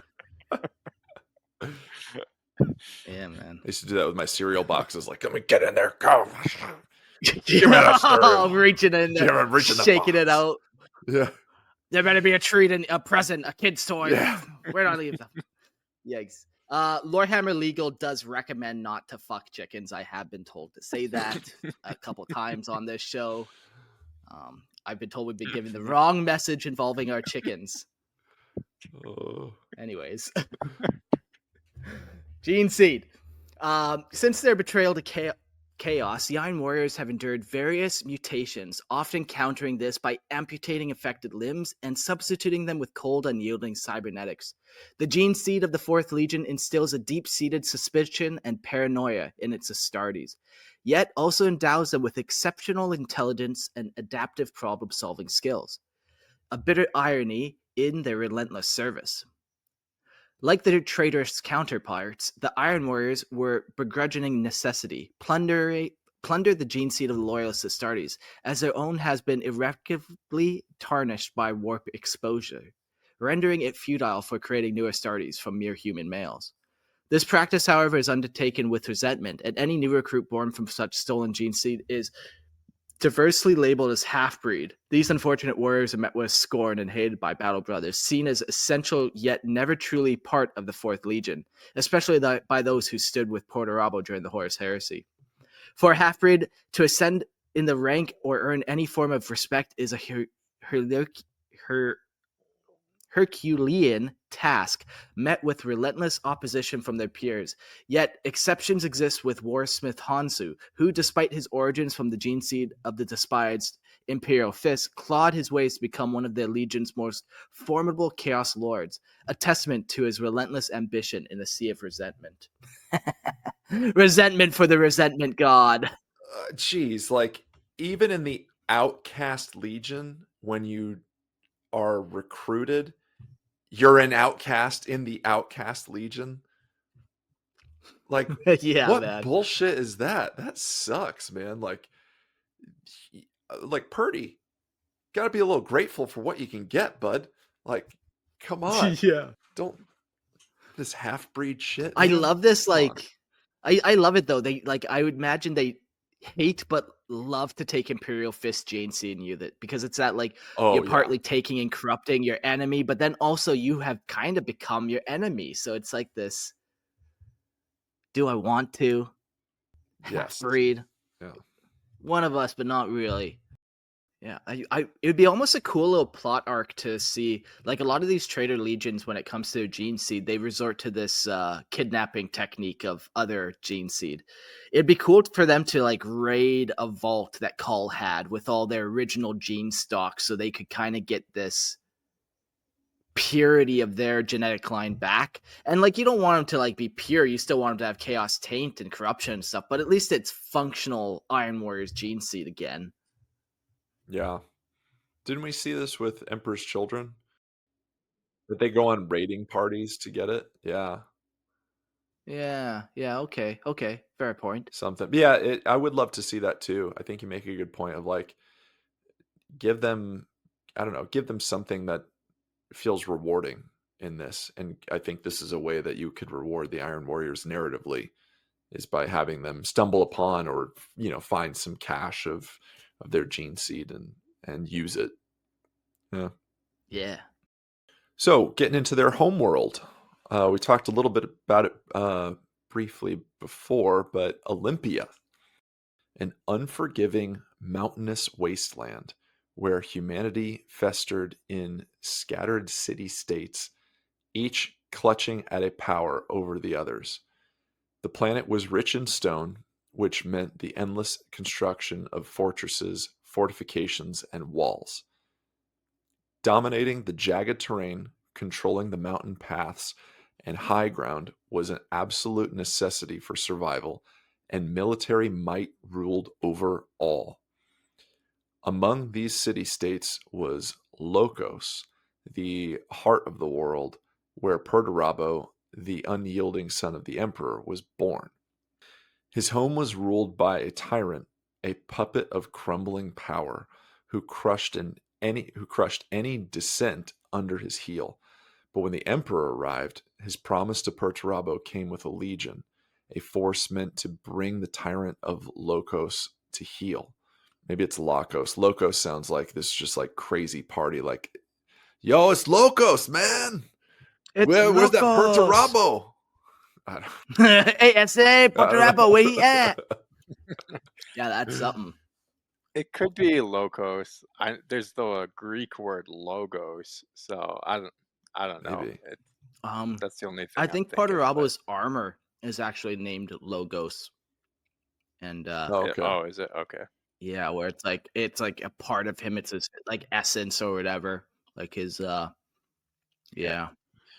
Mind you, some people pronounce logos as logos, so Yeah. it could be so whatever. Sigismund Say it how says you want. the city-state of four locos.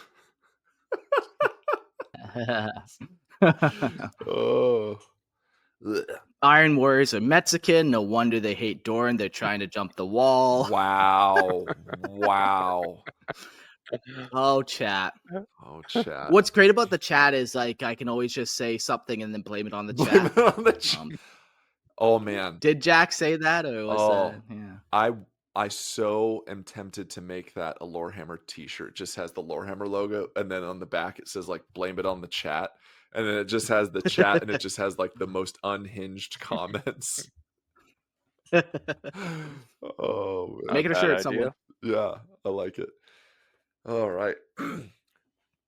So, with that force, Perturabo did not just oust the tyrant, he bent the entire planet to his will, and soon enough, he was at the Emperor's side on the Great Crusade. The world, once fragmented, was now locked beneath his iron grip. Fast forward to the precipice of the heresy, and Perturabo, already haunted by the nightmare of the Sactrata Deeps campaign, learned that his precious Olympia had once again slipped from his grasp. Governor Demekos was dead, and in the void left behind, the Olympian lords had returned to their petty squabbles, each scheming to seize control. Yet behind the scenes, the word bearers pulled the strings, orchestrating the rebellion that crushed his pride. His world, his fortress, had betrayed him. The crushing weight of it all sent a tremor through his very soul, but he would not bend. He would return, and Olympia would burn. So just for clarification's sake, are we saying here that the word bearers are the ones that were behind the Olympian lords kind of taking power again? Yeah, that's what it kind of sounded like. Yeah. Just trying to pull some extra strings and get that heresy and rebellion happening. Okay. Yeah. Yeah, like they were always trying to infect like the early recruits and stuff and kind of get that kind of going. Yeah. Okay. With a fury that could not be quenched, Perturabo unleashed a horror unlike any other. He offered the people of Olympia a choice: decimation or death. Just the classic conundrum of decimation or death, really, Easy. Yeah. They would select one in every 10 to die by their own hands, or they would be wiped from existence entirely, enslaved to the Iron Warrior's will. No mercy would be shown, no remorse. Each city was obliterated, street by street, until nothing was left but ashes and the twisted remains of a people crushed under the heel of their once proud master. Over 5 million souls perished, victims of their own failure. Those who dared resist were cut down, their blood mingling with the soil of the desecrated homeland. And even among the Iron Warriors, some still found the carnage too much, too vile, and refused to take part. They too met their end at the hands of their brothers. Big old purge, man. Yeah. Yeah, what a crazy scene. Like, you don't mess around with like Perturabo, and you don't start stuff in his ranks because he just comes down hard. Mhm. Decimation or death. Yeah, no one wanted the decimation option, and he just went in and wiped this whole place pretty much. Yeah, he's not one to be trifled with because he's gonna get what he wants as far as results go. He's going to get results. Yeah. The skies of Olympia burned with the pyres of the dead, the smoke carrying the stench of a world broken beyond repair. The Iron Warriors themselves recoiled at the scale of the devastation they had wrought, and Perturabo knew deep down that the Emperor would never forgive him. Yet in the shadows, Horus, ever the pragmatist, offered praise. His words, spoken with ruthless clarity, praised Perturabo's decisiveness. To Horus, there was no failure here, only the cold, calculated response to weakness. It was this that would tear the Iron Warriors from the Emperor's cause. But not all of Perturabo's sons were so easily swayed. Some, those who had refused to be complicit in the annihilation, survived the destruction of Olympia, and with them, the burning desire for revenge. They would not rest until they had seen their Primarch brought low and their legion stripped of its chains. However, their numbers were few, their strength meager.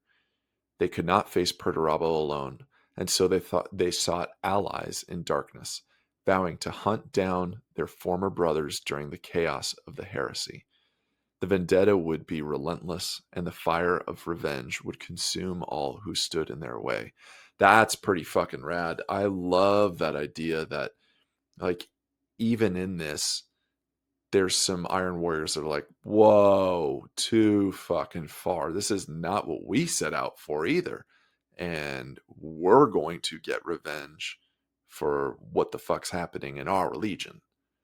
I like that. Yeah, like the time of Olympia, and this burning is before the Horus Heresy. You know, like this was a crazy thing to do to your home world. No Mhm. legion would have done that. Like, it makes sense why they're so like, well, what is the Emperor going to think? No other legion's blown up their own home world. Like that. That was my parents down there. You know, the Legionnaires are saying to each other. Yeah. Yeah, dark time for Olympia. Let's get into the combat doctrine. The Iron Warriors' approach to war is methodical, relentless, and steeped in resentment. They initiate combat with an overwhelming artillery barrage, meticulously orchestrating each weapon's fire to maximize devastation.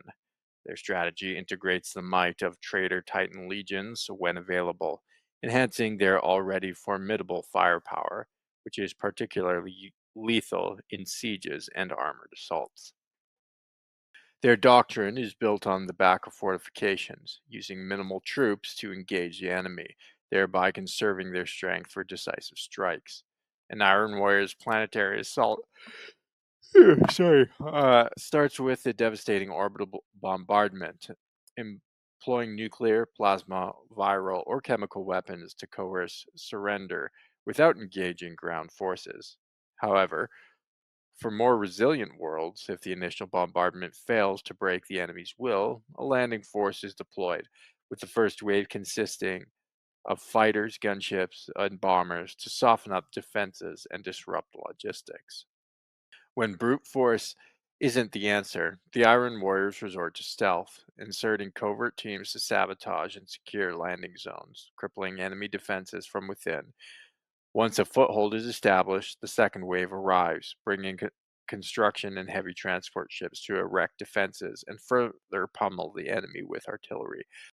The third wave then floods the fortified areas with Iron Warriors and their support troops, launching a relentless campaign of armored assaults, lightning strikes, and sieges until resistance is obliterated. It's a fun kind of concept to play with Iron Warriors and stealth, but yeah, to kind of do all Yeah. those like sabotages and all that kind of infiltrate and detonate a bridge with supplies on it that the enemy needed, or just kind of those things. I could see it being very stealthy. In case anyone was kind of wondering how that played out. Yeah, I do also wonder, like, in sort of the real world, though, would they become perhaps because they are so methodical in their approach and they probably just do things the same all the time? Would that make them maybe a little bit predictable in battle? Like, could someone maybe disrupt that just because they are predictable? I mean, that's Um, kind of could be disproven just even with something like what that the Iron Gate or whatever he made the trap for Rogel Dorn, but because that was a bit Yeah. innovative. But I am wondering in just like their typical campaigns, you know. Yeah, like I think the word methodical means in my mind that you are exhausting almost every option. You're taking your time and thinking is going left or Mm, right yeah. better. Um, and one thing about Perturabo is he was genuinely curious about how things worked. And with that maybe comes a little bit of that creative spark to some degree, although he liked to figure out how things work so he could break them, but he was also a builder to some degree, and he did some like he built a miniature Warhound Titan we always talk about, a little functioning miniature Warhound Titan. So he had a little bit of that artsy kind of thing to him, but yeah, not enough. In siege scenarios, their tactics are cold and efficient, probing breaches with veterans, then exploiting them with a combination of firepower and armored might. When the moment calls for it, their ferocity matches that of the Blood Angels or World Eaters, but it's calculated, applied only when necessary. Their armaments reflects this duality, favoring both range devastation and bolters, and plasma guns and melee carnage with power swords or chain swords. The Iron Warrior's reverence for heavy weaponry is evident. They're havoc snipers of destruction, while their association with the Obliterator cult provides them unmatched firepower. Their engineering prowess is unparalleled, with an arsenal including termite tunnelers, Leviathan transports, Dreadclaw assault boats, and vast array of artillery, all jealously guarded by their elite First Company. Their frequent alliance with traitor titans not only augments their siege capabilities, but also cements their reputation as masters of destruction, their methods as relentless as their grudge against the Imperium. Cool. I love those termite tunnelers where it's like the opposite of drop pods. Instead of coming down, you're coming up on somebody, but it's still that same like high impact out of nowhere tactic.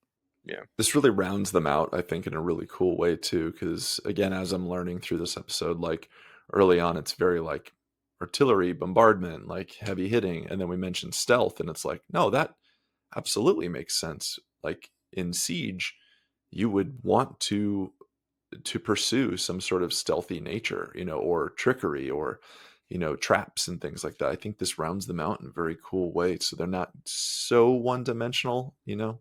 Yeah, for sure, for sure. Martial traditions.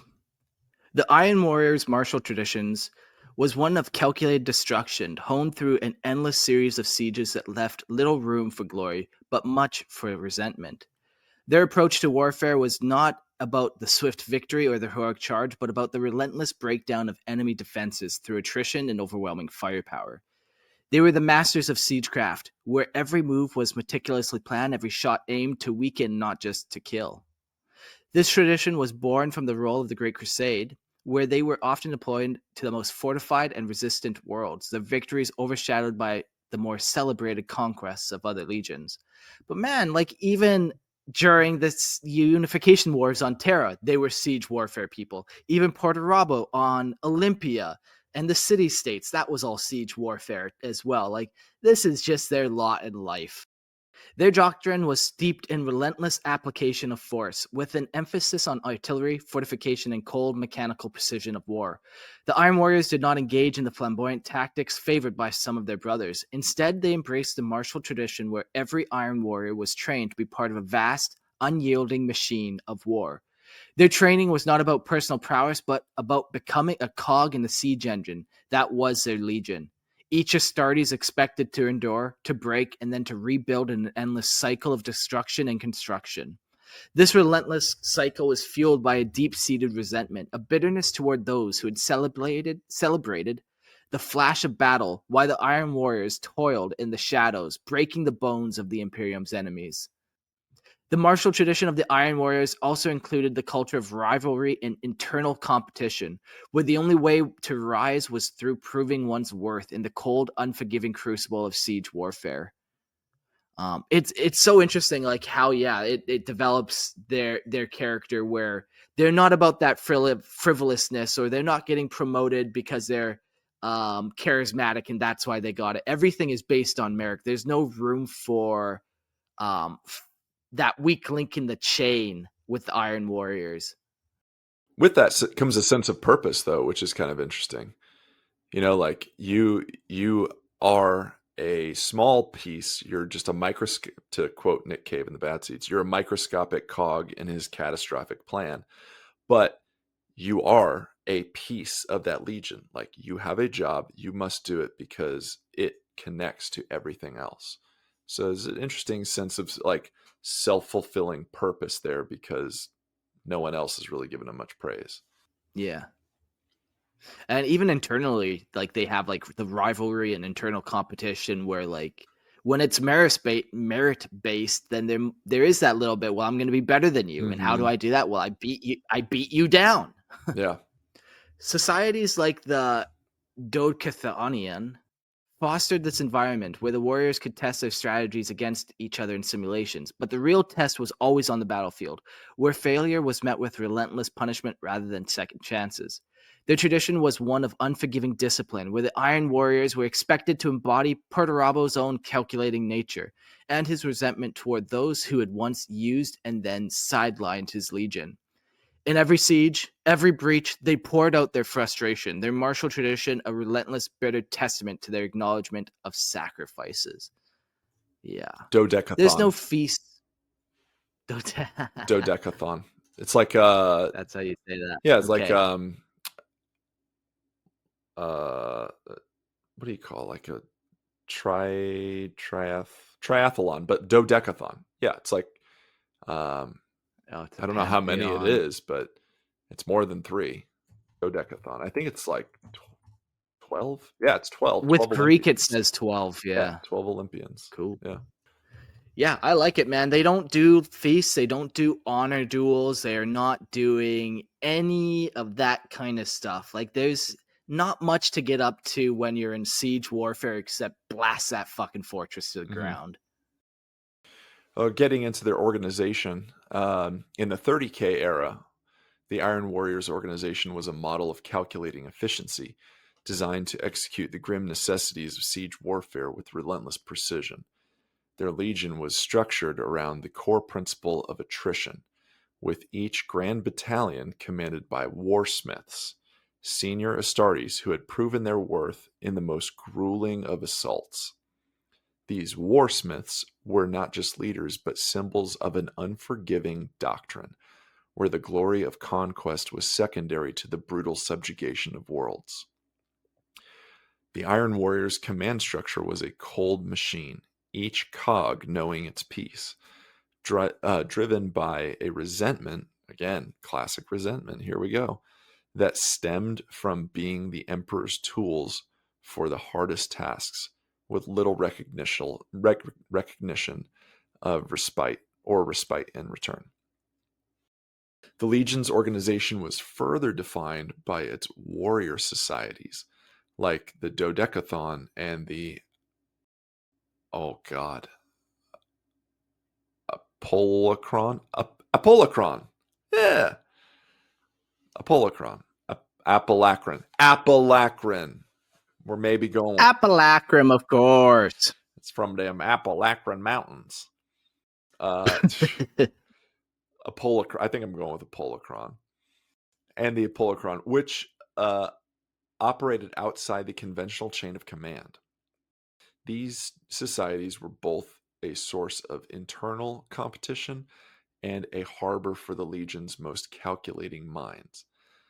The Dodecathon, with its focus on strategy and military architecture, was a breeding ground for the resentment that grew within the Legion, as its members vied for Perturabo's approval in bloodless war games, while their real battles went uncelebrated. So they're playing their own version of 40K, hoping that Daddy watches. There it is. Oh no. Why'd you have to make it so personal to my life story, huh? Jeez.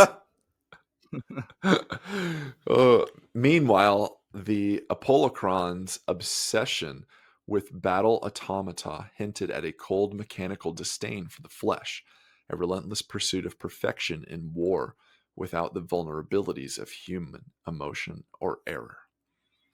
At the heart of the Iron Warriors organization was a relentless drive to prove their worth, not through the pomp of parade grounds, but through the relentless grind of siege warfare. Their formations, like the Tyranthykos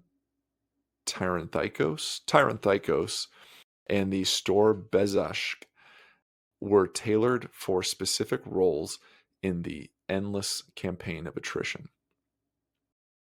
The Tyranthykos, once honored guards turned pariahs after their failure at Thal, embodied the Legion's resentful spirit, their status a constant reminder of the fickle nature of loyalty in an Imperium that had cast them aside. The Stor Bezashk, with their mastery over ordnance, were the relentless heartbeat of the Legion, each explosion a calculated expression of their bitterness towards an emperor who had used their skills for conquest only to abandon them to obscurity. This organization was not about glory, but survival and vengeance in the cold calculus of war. Yeah, I would love to know if they were hip to the idea of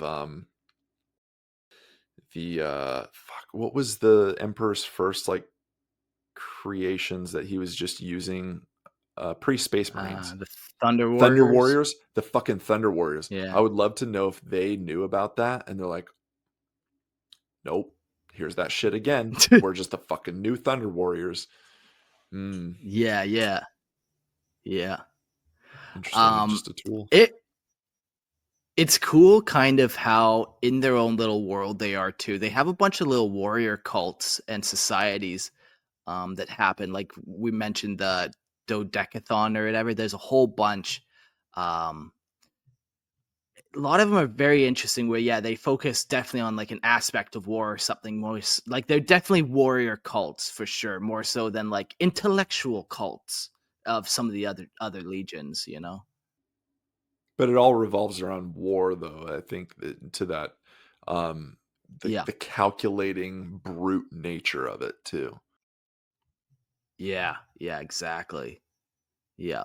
There seems to be a couple different kind of tiers to the Iron Warriors in this era.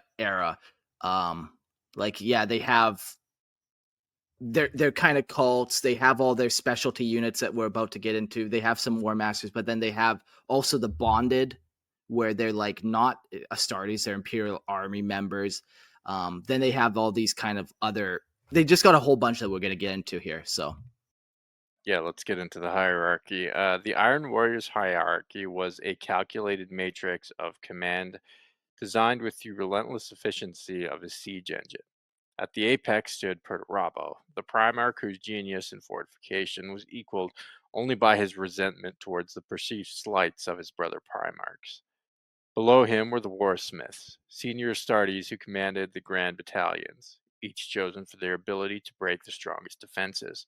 These warsmiths were not merely leaders, but the embodiment of the Legion's philosophy: to persist where others would falter, to serve without the expectation of glory, and to harbor a deep-seated bitterness for the thankless roles they were assigned during the Great Crusade. The Iron Warriors hierarchy extended into secretive warrior societies that both bolstered and complicated their command structure. The Dodecathon, or Brethren of Stone, was the council of the Legion's most influential strategists and builders, where rank was momentarily forgotten in the pursuit of Seat's mastery. This society was a breeding ground for internal competition and resentment, where one's worth was measured not by accolades, but by one's ability to outthink and outlast opponents.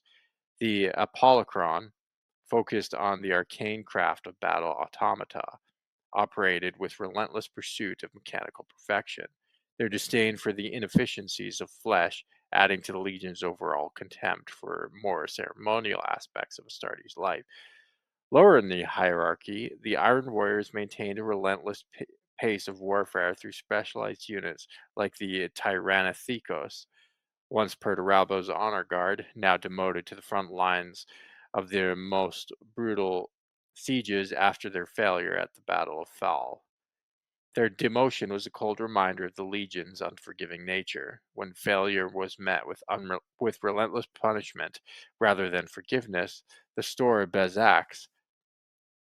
Bezashka, masters of artillery, were pivotal in the Legion's hierarchy, their expertise in demolishing fortifications a testament to their relentless dedication to siege warfare.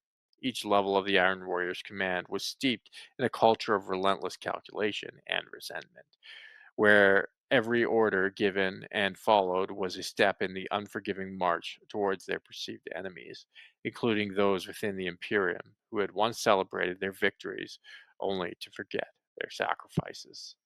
Yeah.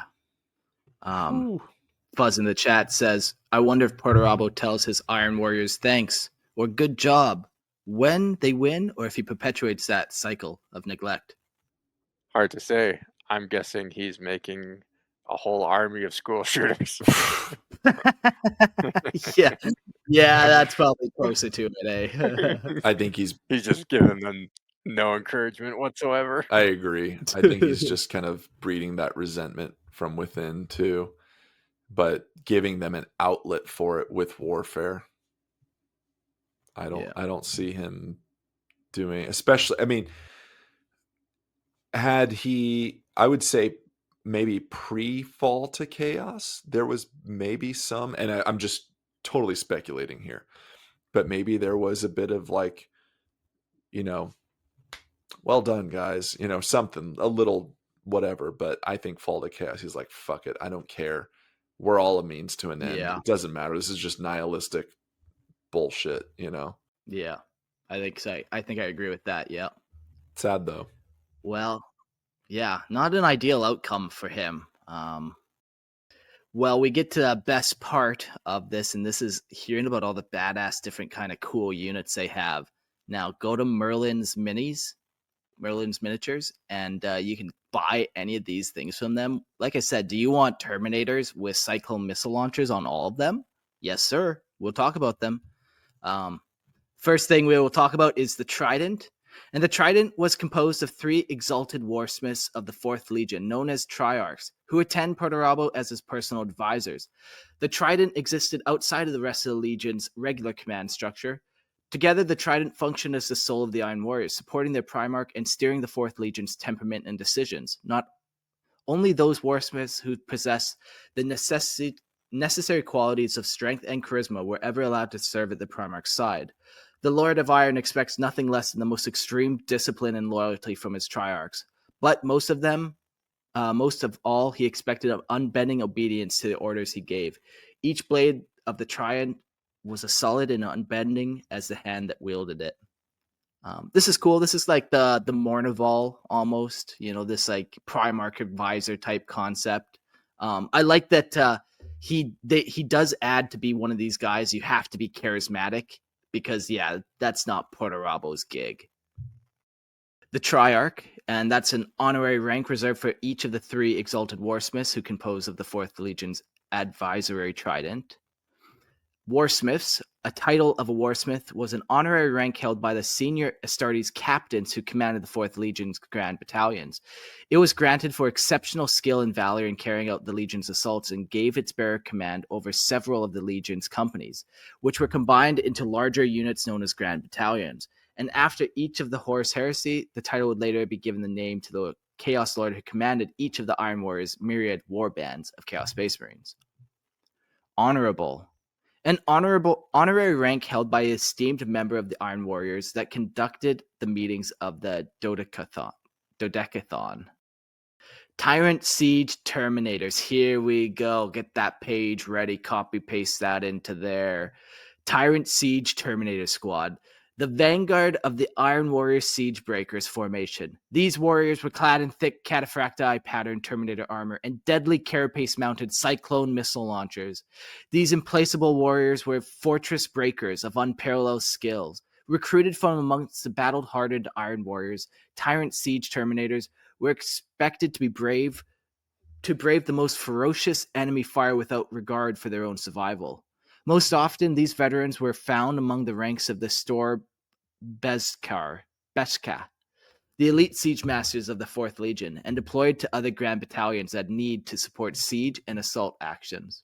Yeah, those guys are sweet, man. Like, they're just the most heavy individual unit ever with missile launchers, storm bolters, and power fists, or thunderhammers sometimes. The big heavies. Yeah. Very cool. Yeah. Iron Havoc Support Squad.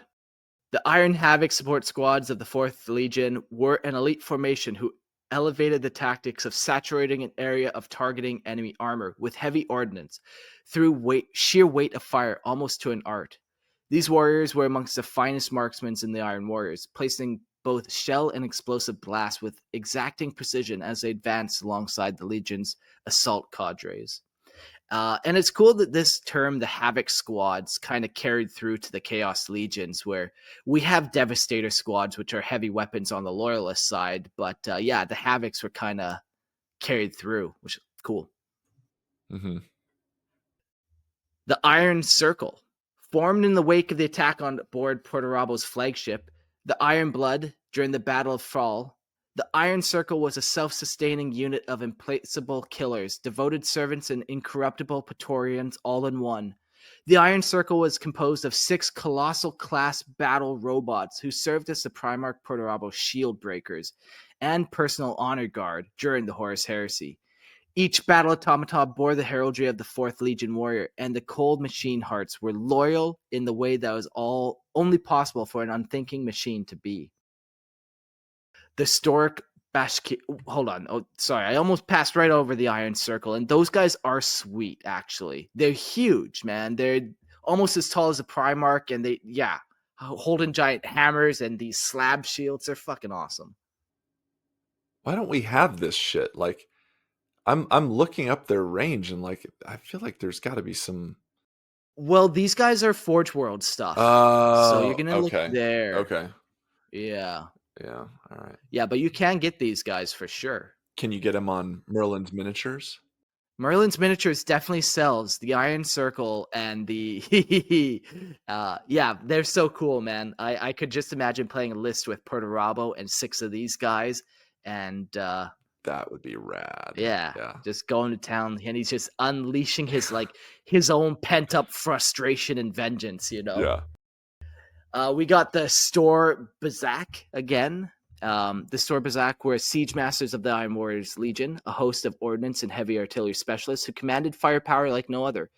The Stor Bazak were also highly explosive ordnance experts and were responsible for crafting the necessary earth-breaching charges used by the Iron Warriors. Massive siege works, once the most functional and desirable locations for the breach in the enemy's defenses, had been identified.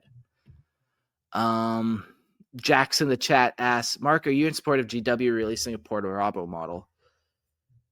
Yeah, like maybe that's we'll come back to that. Maybe let's talk about that in the call-in section, Jax. Or we'll see. We're running short on time. I'll answer it now real quick.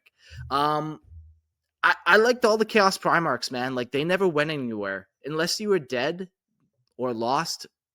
But the Chaos Primarchs, it's like, yeah, I always knew Perturabo was around, and I knew at any point he could come out and fuck up a planet.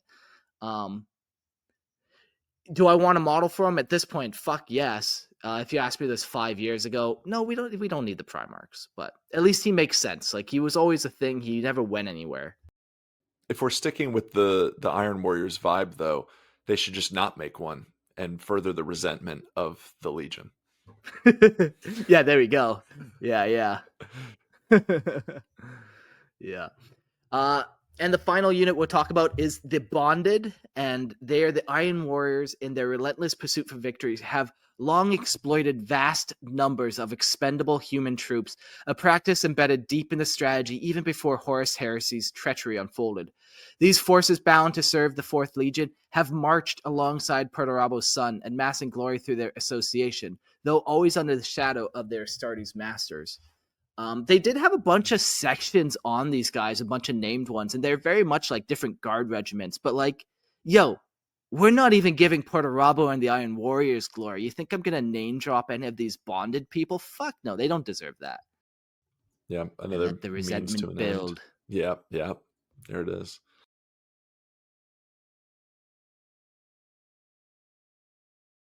Yeah, so now we'll jump into the Brethren of the Iron Warriors, and these are kind of more of these like warrior cults that we were talking about. And if the chapter ever had any chapter belief, it could kind of be associated with these guys. Mm-hmm. Or Yeah. these different kind of warrior cults. Yeah, so the Brethren of the Iron Warriors. Within the Iron Warriors, there were entrenched warrior societies, or kind of like the warrior cults, as we talked about, that operated beyond the Legion's formal command structure, shrouded in secrecy from outsiders. These societies were either bulwarks against the corruptive influence of Horus's warrior lodges, or, by some accounts, the very conduits of the Fourth Legion's descent into darkness. And so here's a few of them. We've got the Dodecathon, known as the Brethren of Stone. This was the most ancient, populous, and influential of the societies, tracing its roots back before Perturabo's union with the Legion and Olympia. Originally a tactical symposium from Terra, it evolved under Perturabo into a venue modeled after Olympian traditions, where the 12 greatest tyrant households convened. Yeah, so kind of like what we looked up there on the Wikipedia. Oh yeah. This society became a crucible for the Legion's top warriors, strategists, and builders, where rivalry simmered beneath a veneer of academic warfare with no regard for rank. It was a place of honor, but entry was reserved for those proven in battle to avoid the wrath of the unforgiving Primarch. Apollocron, the Brethren of Steel, as it was called, was a secretive subset of the Dodecathon, which you're already the secret of the secret now. So it's, What is this? Dark Angels? yeah, Come on. right. They just Specializing in the craft of battle automata, the construction, maintenance, and strategic use of it. This group maintained a tense relationship with the Mechanicum, especially those not directly affiliated with the Iron Warriors, seen by some as rivals to the Legio Cybernetica's control over robotic lore. The Keladakos, or the Brethren of Cold, emerged from the Fourth Legion's early conquests under Perturabo, focusing on warfare and engineering of warships. It included not only Astartes, but also mortal forces and Mechanicum Magi, with their headquarters at the heavily fortified Black Citadel on Olympia. Lysatra, known as the Brethren of Thunder, this society was the most reclusive and cultish, often called the Burned Men. They were obsessed with creating extreme destruction, dabbling in forbidden knowledge and Xenos technology well before heresy. Their methods considered mad even among their own. Ooh, I would love to see like some sort of kit bashed army on the table with that in mind. I think that would be really cool. Yeah. You know? Fuck, that'd be cool. Yeah. The Tyranthykos, the Dominators, were once Perturabo's elite Terminator honor guard, but their disgrace at the Battle of Fall demoted them to lead the most punishing assaults. Their failure left them in a state of constant atonement, their once proud status replaced by the Iron Circle battle automata, a relentless reminder of their fall from grace, fueling their bitter, once again, their bitter resentment. Jeez. Resentment for the resentment god. Yes. Yeah. Yeah, Man. Very cool. Very cool flavors. When you lay out all of these, it shows a very practical reason why these exist. It's like the Brethren of Stone. They're these builders. They're the ones doing all the fortifications. And instead of talking philosophy when they're in the trenches, they're just talking how to build a better trench, how to build a better wall. You got the Brotherhood of Steel, where it's like they're managing the robots, and the Brotherhood of Cold, where, yeah, you can imagine all the void warfare Iron Warriors starting to get together on the ships and like having their kind of, well, how do we make this void warfare better? You know, it's all about like almost proximity and practicality. Yeah. Very cool ways to try and flavor out your army too. Like if you wanted to take some Yeah. of these and kind of go, well, these guys are like part of the Tyranthykos vibe, you know, it'd be neat. Yeah, for sure. All right, shall we get into the war gear? Oh yeah. The Iron Warriors, in their relentless pursuit of victory, eschew the ostentatious armor of other legions for the utilitarian and battle-worn Mark III Iron and Mark IV Maximus pattern power armor. Their suits are not adorned with gaudy heraldry, but rather bear the scars of countless sieges, their gray, unpolished surfaces a testament to the endless attrition they've endured. This armor, designed for the rigors of siege warfare, sacrifices agility for resilience. Its thick plates ideal for withstanding the relentless bombardment they both inflict and receive. Every dent and scratch in their armor is a mark of their bitter commitment to the hard, unforgiving style of war that they've been regulated to. A silent protest against those who once praised them, only to discard them for less gritty conquests. In their arsenal, the Iron Warriors favor weaponry that echoes their cold, calculating nature. Bolters, plasma guns, and heavy bolters are the tools of their trade, each shot a calculated decision to maximize destruction. Their choice of armaments reflects a resentment towards any form of inefficiency. Every weapon is selected for its ability to reduce fortifications to rubble or to mow down waves of adversaries with mechanical precision. The power swords and chain swords they wield in close combat are not for the glory of duels, but for the brutal efficiency of breaking through enemy lines, ensuring that every strike is a step closer to the inevitable collapse of their foes' defenses, fueled by the bitterness of their overlooked achievements. When it comes to artillery and tanks, the Iron Warriors are unmatched in their relentless application of force. Their siege trains are composed of a variety of heavy ordnance, from basilisks to medusas, their barrels never cooling as they rain down death upon enemy fortifications. Their tanks, like the Vindicator and the Land Raider, are not just machines of war, but symbols of their unyielding siege mentality, each one a mobile fortress designed to breach and dominate. The Iron Warriors' use of these machines are not just about tactical advantage, but also a calculated display of their resentment. A reminder to the galaxy that they are masters of siege warfare, their heavy weapons, a relentless testament to their bitterness towards those who underestimated them. Well, I think we figured out that they're very resentful. Yeah. I'm doing a Yeah. Jordan, I'm doing a search in here. Let's see how many times the word resent. Okay, chat and guys, do we want to take a guess how many times we mentioned the word resent? Not necessarily resentment, but what just resent, the core word. Yeah, the root word. How many times do you think we talked about it tonight? Chat, go real fast. What do you got? What do you got? Come on, Mark, first one in the chat. Jordan, what do you guys think? I think around 25. Let's go with 14. Liar says saying 14.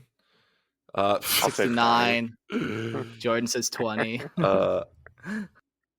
27. Jax. Okay. Jordan, what do you think? 20. 20. Okay. Gentlemen, I have it here. It is 25. Mark, you are correct. Oh, wow. It is 25. Oh. Yeah, I technically cheated when I wrote the notes, but that's not here or there. Right. Now, bitter is mentioned 19 times in here. And bitterness is yeah, but I think, my God, that is the word of the episode. Jeez. Yeah. It just doesn't matter what seems to happen. They're always like, I didn't like how that played out. I don't like that at all. Do you think maybe, what if it's actually not the Imperium that is the problem? What if it's actually Perturabo? He's the problem. Well, hold on now. Yeah. Hold on. Yeah, he just needs to change his outlook. Yeah. Yeah, he's just playing a big fat victim. Ask not what the Imperium can do for you, but what you can do for the Imperium, Perturabo. That's right. Oh, man. Very cool, though. I'm really glad I learned a lot on this one, and they're pretty sweet. Yeah, they got a bunch of very cool ways that you could make this army, whether you decide to go the route of like one of these warrior cults, or whether you decide to go the route of all siege or all tank or all artillery. They just kind of got a couple of different cool ways to make them. Mm-hmm. Yeah. If you're into the heavy stuff, like heavy artillery bombardment, heavy guns, all that, this is for you. And I think we just need to like push the Iron Warriors on the tabletop and push for those armies to be played. Like, they're unrecognized, guys. Every time you drive down the street and you see like there's just that little reflective surface that has the black and yellow, and you'll see it like just below street signs and things. Every time you see one of those, you think Perturabo. Purdy, I got you, brother. Boom. Every time you see some sort of caution, you get some recognition. There it is. Yeah. There it is. Yeah, some caution tape. Yeah. Yeah. Every Iron Warrior skull you slap on that caution tape, Perturabo doesn't go on a Black Crusade another time. There you go. And I'm looking in my classic 3rd edition thing here, and I feel like they had some representation in this. Liar in the comments says he won't play their army so they can resent even more. Yeah, fuel their resentment, just refuse to play them. Rude. If you really want to be thematic in it, like we talked about what the warp being like teleportation in one of our last episodes, like the moment when you pick up your models and put them on the table, like that's your thematic warp and teleportation. If you want to be very thematic with Iron Warriors players, you put them in the corner of the LGS. You put them at the stinky table. Like, no, just that's where you go, because we're not going to give you any glory. Yeah. Just go hold that area. Yeah, we got all the good stuff over here. Don't worry about it. Yeah, well, on the next episode of Lorehammer, we talk about the Iron Warriors in 40K and the Warband era, and I don't want to give any spoiler alerts, but they're still resentful 10,000 years later, believe it or not. They didn't ever get over it. So you can look forward to that. 10,000 years of complaints we will go through. Traitors be traitin', Iron Warriors be resenting. At a time. Traitors be trading. Oh man. Well, very cool episode. I do like the Iron Warriors. Like, it's hard not to kind of sympathize with them from the very beginning. They get the shaft, they get no love, and just step by step, it seems like everyone around them screws them just right to their face. And yeah, not fun for them. So they got a long 10,000 years of heresy still to go. Excited to get into that in the next episode. No time for call-ins today. We're going to just jump right to the end notes.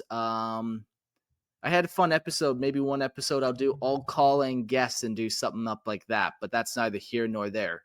Keep your eyes kind of peeled on Discord for that kind of information. But if you heard something that you liked on this episode, a specific unit, do you want that Iron Circle? Go to Merlin's Miniatures and use the promo code Lorehammer, or use the link in the description below, and there's a referral link. You can get 15% off if you join their mailing link. So that's pretty fucking sweet discount. And if you use the referral code in the link down below, I get a little kickback too. So that's pretty sweet. You can help me out. You can buy your miniatures 15% off, and they ship worldwide. So go check out Merlin's Miniatures, and use the link below, or use the promo code Lorehammer. My other thing I always shout out, Lorehammer Listening Lore. Somebody on the Discord asked me, where we at with that? And I'm like, well, I release an episode, get all pumped up, and then run out of time and don't record for a month. And then I release an episode and get all pumped up and don't record for a month. But I promise everyone, I won't end Lorehammer Listening Lore until I get to at least 500 stories shared. So keep sending them in. Yeah, guys, and if you want, check out what I've done with season 1 of the Funkatronic Rex podcast. I was the host there.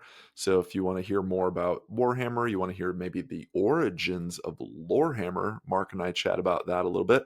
Board games, card games, tabletop war games, we chatted about it all. It's fun. If you think that I make movie references in these episodes, damn, go listen to that shit. So check it out, Funkatronic Rex podcast. Yeah. And don't forget to, as always, check out the Star Wars podcast, the best Star Wars podcast on the HoloNet. If you want a fix of that galaxy far, far away, me and Christian are there, so come check us out. Star Wars podcast, just Google it, you'll find it.